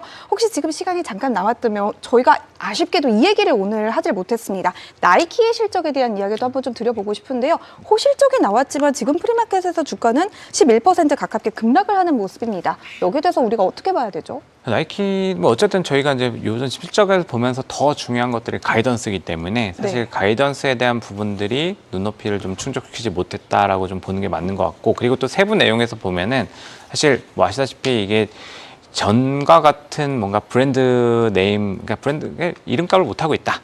이렇게 좀 보는 게 맞는 것 같습니다. 그리고 중국 쪽의 수요들이 계속 좀 위축되는 부분들 자체가 이 트렌드에 대한 부분들, 팔로우하는 부분들에 있어서 이제 괴리를 좀 좁힐 거라고 기대를 했었는데 이 부분들이 사실은 어떻게 보면 좀 가장 중요한 시장에서 이런 자신감들을 비췄던 부분 대비해서 이 기대치를 충족시키지 못하는 그림들이 나오고 있기 때문에 사실 지금 시장은 어떻게 보면 밸류에이션 얘기 계속 나오고 있고 이 가이던스에 대한 중요성들이 더 높아지는 시장이기 때문에 이런 디테일과 가이던스 측면에서 어떻게 보면 시장에서 해석 자체가 지금 실적이 더 중요한 거지 않고 이 스토리에 대한 부분들의 좀 실망감들이 좀 반영되고 있는 게 아닌가 이렇게 좀 보시는 게 맞는 것 같습니다. 네, 그러면은 오늘 저희가 지금 나이키도 여쭤봤고 그다음에는 스페이스X 오픈 AI 이야기도 했고 그리고는 오늘 가져와 주신 로켓랩 최근에 이슈도 있고 앞으로 우주 산업 이야기가 미국 정부에서도 나오고 있는데 이런 부분에서 로켓랩을 관심 있게 보고 있다라는 말씀도 전해 주셨습니다. 그리고는 로켓랩의 개별 종목이라서 좀 리스크가 있다 보니 그럴 땐 ETF로서 아크X ETF도 있다. 이렇게 좀 말씀을 해 주셨고요. 오늘의 저희가 건진 단어 일희, 일비 하지 말자. 네, 이렇게 해주셨기 때문에 채팅창에서도 정리를 해주시더라고요.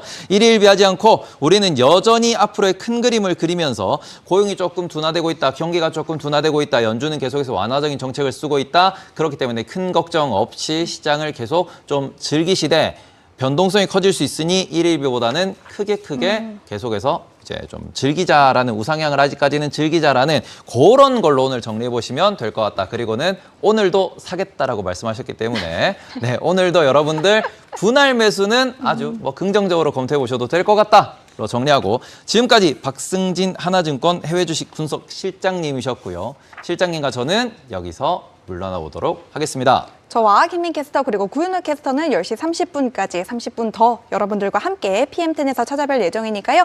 저희 PM10을 통해서도 많은 속보들 가져가 보시기를 바라도록 하겠습니다. 오늘 저희가 준비한 소식은 여기까지입니다. 저희는 주말 잘 쉬고 다음 주 월요일 8시에 돌아오도록 할게요. 시청해주신 여러분 고맙습니다.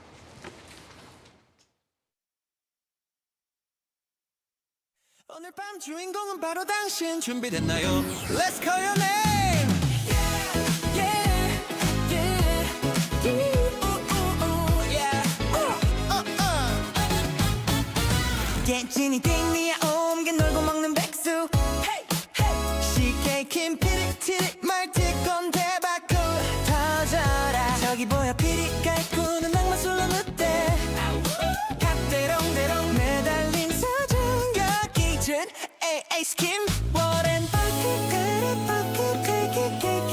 다 모여 전국 소년 날아올라 소신 플리스트 세라이 외쳐봐 골드만 샀으면 피닉스를 불 것도 별미미 노동동이 신세계 작가가 쓰는 이야기 안한티언니 송송향겨 이한열기 프리맨 자유롭게 fly high K-pop 이야기 들으면 메릴린 치킨 당빈이 꾸꾸가가 우아한 소리 질러 에이 에이 아이 피라미드 꼭대기 아이디 짧은 참참 우럭 어깨 걸어요 앱스톤에 이제 깨고 나와 국장님 찾아서 우리 함께 춤을 춰 남동안 맛동산 찾는 에디 포에버 햇살을 갓듯한 미민 꿈돌이 모이면 금동산 여기는 환상의 나라 이석이석한 반짝여 호박벌개 커피가 좋아 비타민 충전 SJ 조이 미운한 모닝 Good morning 가스페이더 심 더비 봄 베르기 CSY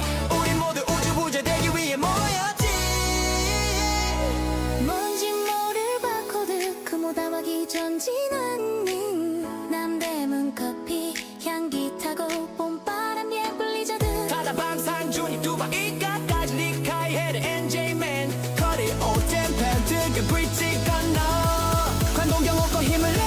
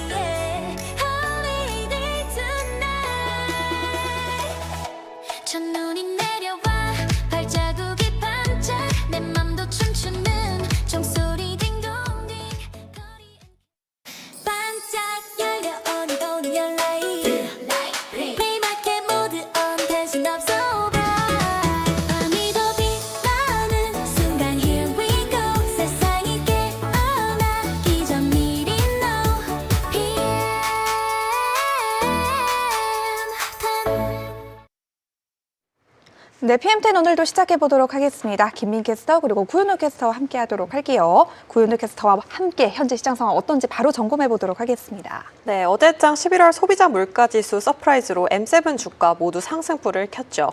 M7 흐름 바로 살펴보겠습니다. M7 흐름 보시면 엔비디아 정규장과 프리마켓 모두 상승하고 있는데요. 마이크론의 호실적과 UBS의 AI 낙관론이 엔비디아의 호재로 작용했습니다. UBS는 향후 AI 시장 매출 잠재력이 3조 달러에 이를 수 있다는 의견 내놨고요. 다음으로 메타 살펴보겠습니다. 메타 현 정규장에서 오르고 있고요. 프리마켓에서는 소폭 빠지고 있는데요. 메타와 구글의 협력 소식이 여전히 핫하죠. AI 개발자 표준 도구인 파이토치를 구글의 TPU에서도 원활히 구동되도록 공동 기술 개발에 나섰다는 이슈 다시 짚어보고요. 또 증권사 트루이스트가 2026년에 메타는 전년 대비 20.1% 성장, 아마존이 10.5%, 알파벳은 14.2% 성장을 예상한다고 밝혔고요. 또 메타가 차세대 인공지능 모델 망고와 아보카도를 출시할 거란 소식도 있었습니다. 다음으로 이어서 알파벳도 살펴보시면 메타와의 협력으로 엔비디아에 대한 의존도를 낮추기 위해서 이 개발하려는 노력이 시장에서 좋은 반응을 보이고 있고요. 현재 프리마켓에서도 오르는 흐름 보이고 있습니다. 다음으로 테슬라 살펴보겠습니다. 정규장 3.5% 가까이 올랐고요. 프리마켓에서도 0.1% 가까이, 1% 가까이 오르고 있는 모습인데요. 테슬라가 최근 미국 캘리포니아 법원의 과장 광고라는 판결이 있었지만 로보택시의 무인 운행 승인과 또 스페이스X 상장 기대감이 힘입어서 반등에 성공한 모습입니다. 또 다른 이슈로는 테슬라가 무전 주파수 투과성 소재를 적용한 차량 지붕 특허를 공개했죠. 차량에 스타링크 연결 기능을 탑재할 가능성 시사한 건데요. 이를 통해서 셀룰러와 5G가 약한 지역에서도 위성통신 기반 연결이 가능해질 거라고 하고요. 또 스타링크 모바일 상표 출원으로 스타링크의 이동통신 사업 확장 가능성도 거론되고 있습니다. 다음으로 마이크로소프트 살펴보면 정규장과 프리마켓 모두 좋은 흐름 보이고 있고요. 아마존 넘어가 보겠습니다. 정규장에서는 2.5% 가까이 상승했고 현재 소폭 오르고 있는데요. 아마존이 비즈니스 프라임 멤버십에 인투이트 퀵북스와 크라우드 스트라이크 등 혜택들을 추가했죠. 이를 통해서 중소기업들이 재무와 보안, 인사관리 지원을 강화할 수 있게 됐다는데요. 이 덕에 중소기업은 연간 최대 약 $1,000 비용 절감 효과를 낼 수 있다고 하네요. 마지막으로 애플 살펴보겠습니다. 정규장에서 소폭 올랐지만 현재 프리마켓에서는 0.3% 빠지고 있고요. 애플이 모건 스탠리의 2026년 핵심 5대 비중 확대 기업 중 하나로 선정됐는데요. 목표 주가 또 $305에서 $315로 상향 조정했다는 소식도 있었습니다. 알겠습니다. 이렇게 현재 시장 상황 그리고 M7 기업들의 주가 추이까지 짚어봤습니다. 이번에는 김민 캐스터와 함께 마켓 무버, 암호화폐 시장, 유가 그리고 비기스트 무브까지 한꺼번에 짚어보도록 할게요. 굉장히 많은 역할을 짊어지고 있는 것 같아서 뿌듯합니다. 맞아요. 어깨가 무거우셔야 됩니다. 네, 저는 먼저 코인 시장부터 함께 살펴보겠습니다. 지금 비트코인은 3%가량 올라주지만 고점 대비해서는 사실 좀 많이 빠진 모양이 계속 유지가 되고 있죠. 미국발 훈풍이냐 아니면 좀 일본에 대한 금리 인상이 생각보다 시장에 코인 시장에 큰 영향을 미치지 못했다라고 하면서 어느 정도 힘겨루기가 좀 나오고 있는 상황이긴 한데 그래도 이렇게 명확한 좀 올라주는 내용이 확인되지 않으면서 저점을 좀 하회하는 듯한 모습을 보이고 있습니다. 그렇다면 다음으로 금, 은, 구리도 함께 살펴보겠습니다. 오늘 전반적으로 사실 귀금속은 굉장히 좋은 흐름 가져가고 있는데 오늘 금은 조금 빠지고 있는 흐름이지만 은 쪽으로는 역시나 또 강한 흐름 보여주고 있습니다. 온스당 $65 선에서 현재 거래가 되고 있고요. 구리 역시도 좋은 흐름 가져가면서 1% 넘는 상승불 켜주고 있습니다. 다음으로 저도 종목 함께 살펴보도록 할게요. 먼저 마켓 무버 살펴보면 오늘도 오라클이 좀 잘 가는 흐름을 보입니다. 4%가량 좋은 흐름 보여주고 있는데 투자 심리를 굉장히 좋게 자극하면서 또 올라주고 있는 모습이고요. 앨범알 역시도 강세를 보여주고 있는데 2.4%가량 선물 시장에서 올라주고 있습니다. 모건 스탠리가 주식 등급에 대해서 유지하면서도 좋은 흐름 가져가고 있고요. 52주 신고가를 기록했다고 하니까 이 점도 확인해 보시면 좋을 것 같습니다. 빠지고 있는 종목으로는 나이키의 하락폭이 역시나 낙폭이 깊습니다. 11%가량 빠지고 있는 흐름인데요.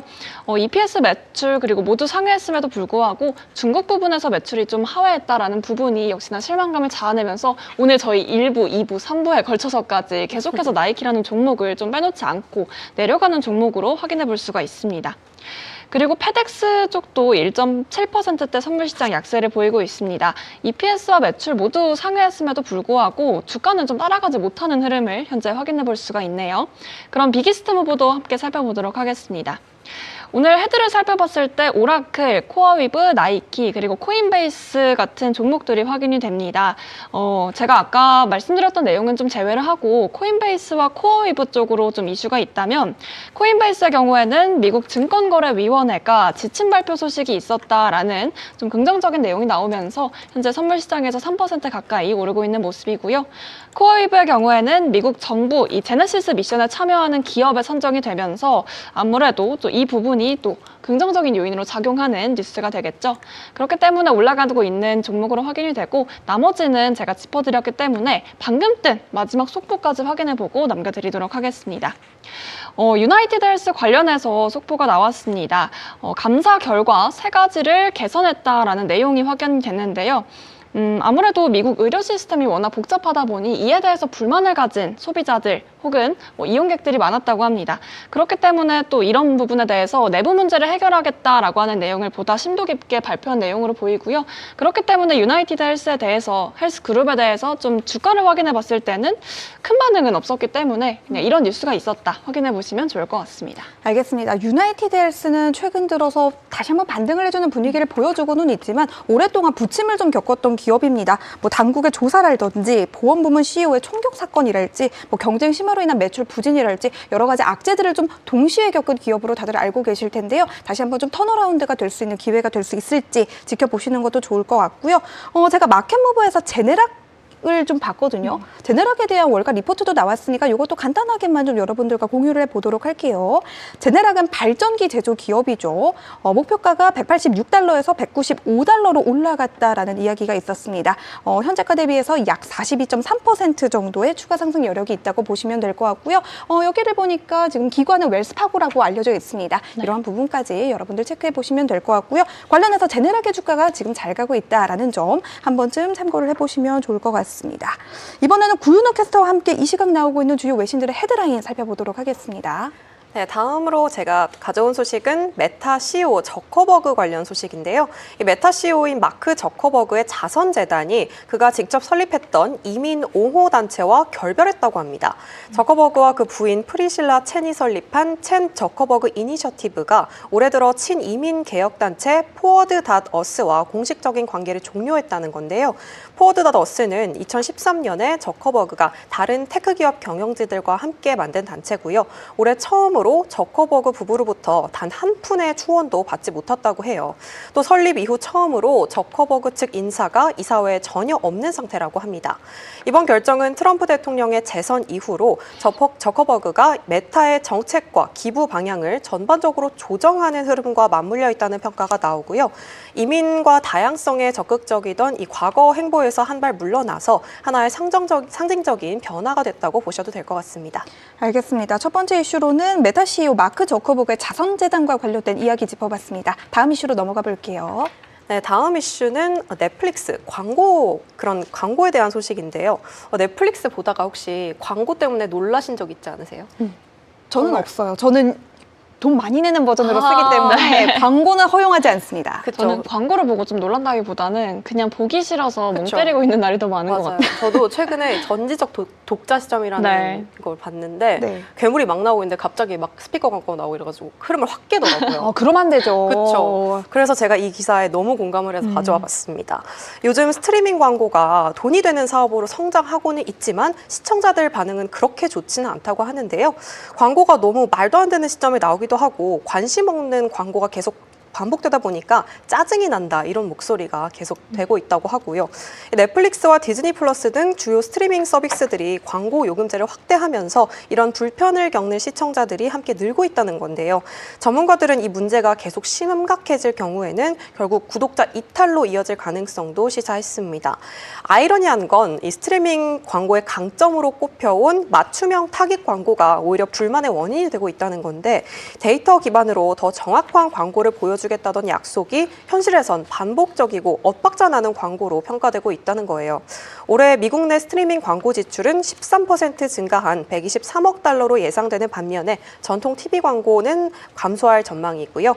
광고주는 몰리고 있지만 시청자의 인내심은 계속 시험대에 오르는 모습이네요. 알겠습니다. 마지막 문구가 굉장히 인상적이네요. 광고주는 몰리고 있지만 시청자들의 인내심은 시험대에 올랐다. 과연 어느 쪽을 따라가야 할지 넷플릭스의 숙제가 다시 한번 좀 깊어질 것 같습니다. 다음 이슈로 넘어가 볼게요. 네, 다음 이슈는 우크라이나 전쟁 관련 이슈 가져와 봤는데요.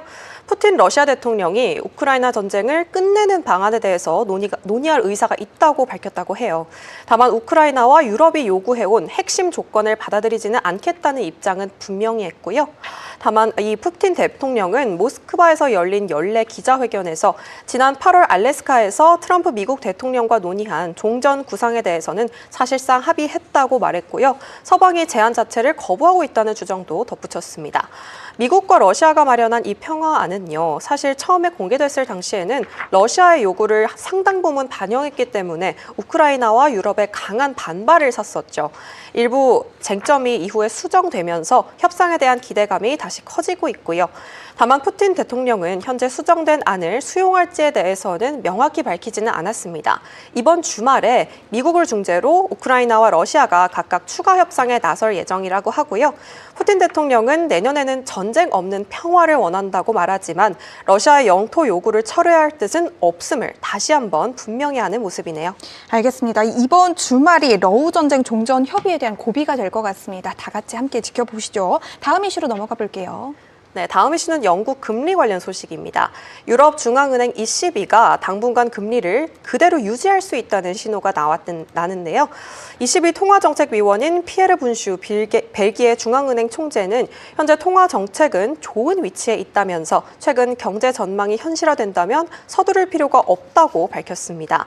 유로존 경기 회복세가 예상보다 견조하고 또 유로화 강세와 중국산 저가 수입품이 물가를 자극하는 영향도 크지 않다는 점을 근거로 들었고요. 이 총재는 내년 금리 인상 가능성에 대해서도 방향성조차 단정하지 않겠다면서 신중한 입장 보였습니다. ECB 내부에서도 당장은 금리를 동결하는 데 공감대가 형성돼 있지만 다음 행보에 대해서는 여전히 열어두고 있다는 분위기가 나오고요. 라가르드 총재 역시 모든 선택지를 테이블 위에 올려두고 있다고 밝혔는데요.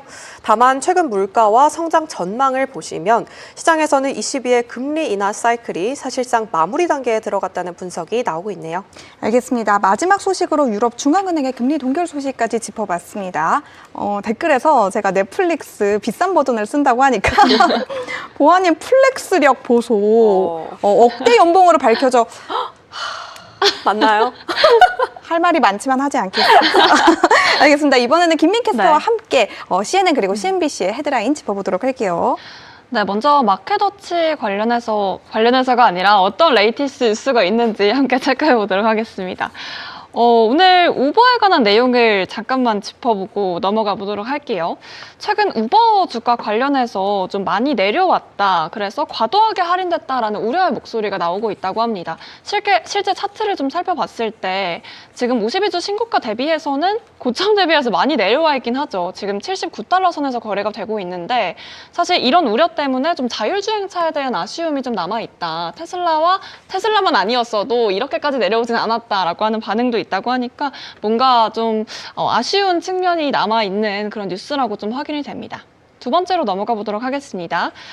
매드머니의 진행자 짐 크레이머가 12월 연준의 금리 결정에 대한 소식이 적당해 보인다라고 평가를 했습니다. 또 이어서 내년 금리 인하에 대해서 본격적으로 기대 심리가 나와 있다라고도 언급을 했는데요. 또 이 시기에 맞춰서 산타랠리의 시작에 맞춰서 산타가 정확하게 왔다라고 하는 내용도 함께 이야기를 했습니다. 저도 다음 주가 크리스마스라는 것을 망각을 하고 있었거든요. 네. 그래서 마음이 좀 싱숭생숭하더라고요. 시간이 왜 이렇게 빨리 가는 거죠? 그러니까요. 말이 안 되는데. 저희 아마 크리스마스 이브에 저희 이 시간에 그냥 산타복만 입고 똑같이 앉아있겠죠. 기대해 주세요. 네, 조금만 더 언급드리자면 짐 크레이머가 산타에 대해서 조금 더 반갑다라는 표현을 하면서 이 빅테크의 손실에도 최근 이슈가 있었음에도 불구하고 소비재 섹터가 여전히 견고하고 또 강하다라고 하는 신호도 확인이 됐다고 하니까요. 짐 크레이머의 말도 함께 이해를 해보시면 좋을 것 같습니다. 알겠습니다. 이렇게 CNBC 헤드라인 정리해 보도록 하겠고요. 이번에는 구윤호 캐스터의 특징주 보도록 할게요. 네, 오늘 첫 번째로 가져와 본 종목은 리비안입니다. 정규장에서 15% 넘게 오른 종목이죠. 이 테슬라의 대항마로 불리는 리비안이 내년에 한 번 더 갈 수 있다라는 기대감에 이렇게 급등세를 보인 건데요. 먼저 방금 나온 소식부터 짚어보자면 웨드부시가 리비안 목표 주가를 16달러에서 25달러로 무려 9달러나 올리면서 아웃퍼폼 등급 유지했고요. 여기에 더해서 베어드도 시각을 확 바꿨죠. 투자 의견을 중립에서 비중 확대로 올렸고 목표 주가도 14달러에서 25달러로 더 크게 상향했습니다. 지금 가격 기준으로 보면 40% 넘는 상승 여력 시사한 셈이고요. 이렇게 좋게 본 이유는 바로 내년 중반 출시 예정인 R2 모델 때문이라는데요. R2는 중형 전기 SUV예요. 가격이 약 45,000달러로 지금 리비안 모델들보다 훨씬 부담이 적죠. 여기에 맞춤형 칩 그리고 인공지능, 자율주행 기술까지 들어가면서 리비안다운 스마트한 전기차라는 평가를 받고 있습니다. 애널리스트들은 이제 리비안이 비싸기만 한 브랜드가 아니라 대중시장으로 내려온다고 보고 있는데요. 이렇게 되면 전체 시장 규모 자체가 커진다. 그러니까 살 수 있는 고객층이 확 늘어난다는 겁니다. 여기에 최근 진행한 자율주행 AI데이에서 맞춤형 칩을 공개했었잖아요. 그 점도 긍정적으로 보고 있고요. 그동안 EV 세금 공제 폐지 얘기로 눌렸던 투자 심리도 조금씩 살아나면서 R2 출시를 계기로 리비안에 다시 시선이 모일 수 있다. 이렇게 보시면 될 것 같아요. 알겠습니다. 첫 번째 특징주로 리비안 살펴봤습니다. 저희가 프리마켓 뉴욕을 통해서도 PM10을 통해서도 여러 차례 좀 유망주로 언급을 했던 리비안인데요. 앞으로도 긍정적인 모멘텀이 있기를 바라보도록 하겠습니다. 다음 종목으로 넘어가 볼게요. 네, 두 번째 특징주는 타겟 가져와 봤습니다. 대형 소매업체 타겟이 12거래일 연속 상승 기록을 눈앞에 두고 있는데요. 오늘도 상승 마감하게 된다면 1972년 이후 사상 최장 기록과 타이를 이루게 된다고 해요. 이번 주가 강세의 배경, 연말 쇼핑 시즌과 AI 전략 강화에 있는데요. 타겟은 소비자들이 이 챗 GPT를 포함한 AI 도구를 활용해서 쇼핑하는 흐름에 맞춰서 AI 기반 추천과 검색 기능을 적극 강화하고 있다 하고요. 세일즈포스는 이번 시즌 AI가 전 세계 온라인 매출 2,630억 달러를 창출할 수 있다고 추산했고요. 타겟은 이 분야에서 월마트와 직접 경쟁하면서 입지를 넓히는 중이죠. 밸류에이션 측면에서도 보시면 타겟은 선행 EPS 기준 PER이 약 13배로 거래되고 있는데요. 월마트와 코스트코가 40배를 웃도는 것과 비교하면 큰 폭의 할인 상태죠. 제프리스는 매수 의견과 목표 주가 115달러 유지하면서 차별화된 상품과 매장 내 경험을 통해서 시장 점유율 높일 수 있다고 얘기했고요. 여기에 관세 완화 수혜 기대감도 추가가 됐습니다. 제프리스는 2026년 관세 인하의 대표적인 수혜 기업 중 하나로 타겟을 선정했고요. 다만 유의할 부분도 있는데요. 최근 FDA가 바이하트 영화용 분유 리콜 미이행과 관련해서 타겟과 주요 소매업체에 경고 서한을 발송했었죠. 당장의 주가 영향은 제한적이겠지만 단기 리스크 요인으로는 체크할 필요가 있어 보입니다. 알겠습니다. 이렇게 두 번째 특징주로 타겟 짚어봤습니다. 마지막 특징주로 넘어가 보도록 할게요. 네, 마지막으로 살펴볼 특징주는 리튬주 앨범알입니다. 어제 정규장에서 52주 신고가를 경신하면서 시장의 시선을 한 몸에 받았죠. 먼저 회사부터 간단히 짚고 가면 앨범알은 세계 최대 리튬 생산 업체 중 하나죠.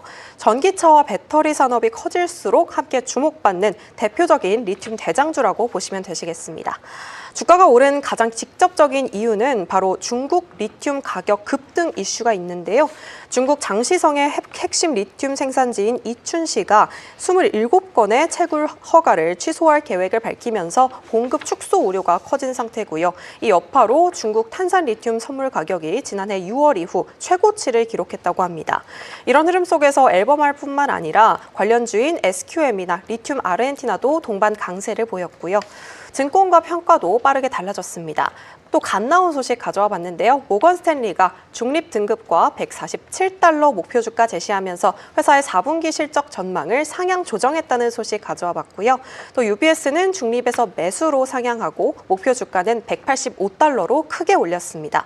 에너지 저장 수용 증가로 2026년부터 리튬 시장이 공급 부족에 들어설 것이라는 평가가 나오고요. 트루이스트도 리튬 가격 강세가 마진 개선으로 이어질 거라면서 목표 주가를 125달러로 상향했습니다. 이렇게 리튬주 앨범알 시장의 강한 기대감 속에서 이렇게 움직이는 만큼 주목해 보셔도 될 것 같습니다. 알겠습니다. 마지막 특징주로 앨범알 살펴봤는데요. 최근에는 감펑 리튬의 CEO가 내년 리튬 배터리의 사용량이 현재 대비 30% 정도 추가적으로 늘어날 수 있다라고 발언을 하기도 했죠. 요즘 원자재 시장에서도 에브리싱 랠리가 이어지고 있는데요. 리튬도 그중에 하나로 관심 있게 지켜보시면 좋을 것 같습니다. 이번에는 김민 캐스터의 특징주 살펴보도록 할게요. 네, 도널드 트럼프 미국 대통령이 크리스마스 전후인 24일과 26일을 연방정부 휴무일로 지정하는 행정명령에 서명했습니다. 다만 뉴욕증권거래소와 나스닥은 증시거래 일정에 변화가 없다고 공식적으로 발표했는데요. 즉 증시는 정상적으로 개장을 한다는 소식이죠. 아하. 바로 저희도 24일, 26일에 정상적으로 출근을 해서 PM 때까지 완벽히 마치게 되겠습니다. 네. 행복하신가요? 너무 좋네요. 저는 안 좋습니다. 좋으신 분들끼리 하겠어요? 네. 아하. 네, 아무튼 이번 행정명령에는 예외 조항도 들어있다고 합니다. 국가 안보나 국방 그리고 공공필요가 있는 부서는 일부 연방 직원이 정상적으로 출근할 수 있다는 내용인데요. 그렇기 때문에 정부가 쉬더라도 금융 인프라 자체 그리고 저희는 쉬지 않는다라고 보시면 될 것 같습니다. 사실 이렇게 크리스마스 전후로 추가 휴무가 있는 것은 새로운 일은 아닌데요. 조 바이든 전 대통령도 크리스마스 이브를 휴무일로 지정한 적이 있고 또 트럼프 대통령 역시 일기 재임 당시에 2018년부터 2020년까지 위 같은 조치를 취한 바가 있습니다. 다만 시장이 좀 더 예의주시하는 부분은 미 국채 발행 일정인데요. 24일이 연방정부 휴무일이 되면서 이날 예정된 7년물 국채 440억 달러 입찰 일정이 조정될 가능성에 대해서 계속해서 거론이 되고 있는 상황입니다. 재무부는 아직 세부 변경 사항을 내놓진 않았고요. 시장은 입찰이나 결제 시점이 하루 정도 더 밀릴 수 있는지 혹은 추가 공지가 나오는지를 지켜보는 상황이 이어지고 있습니다. 그렇다면 이어서 두 번째 내용도 함께 확인을 해볼게요. 네, 틱톡이 중국 모회사 바이트댄스와 분리를 하기 위해 오라클이 주도하는 미국 투자자 합작법인 설립에 대한 계약을 체결했습니다. 사실상 오랫동안 끌어왔던 틱톡의 미국 분리가 실행 단계에 들어갔다고 보시면 될 것 같은데요.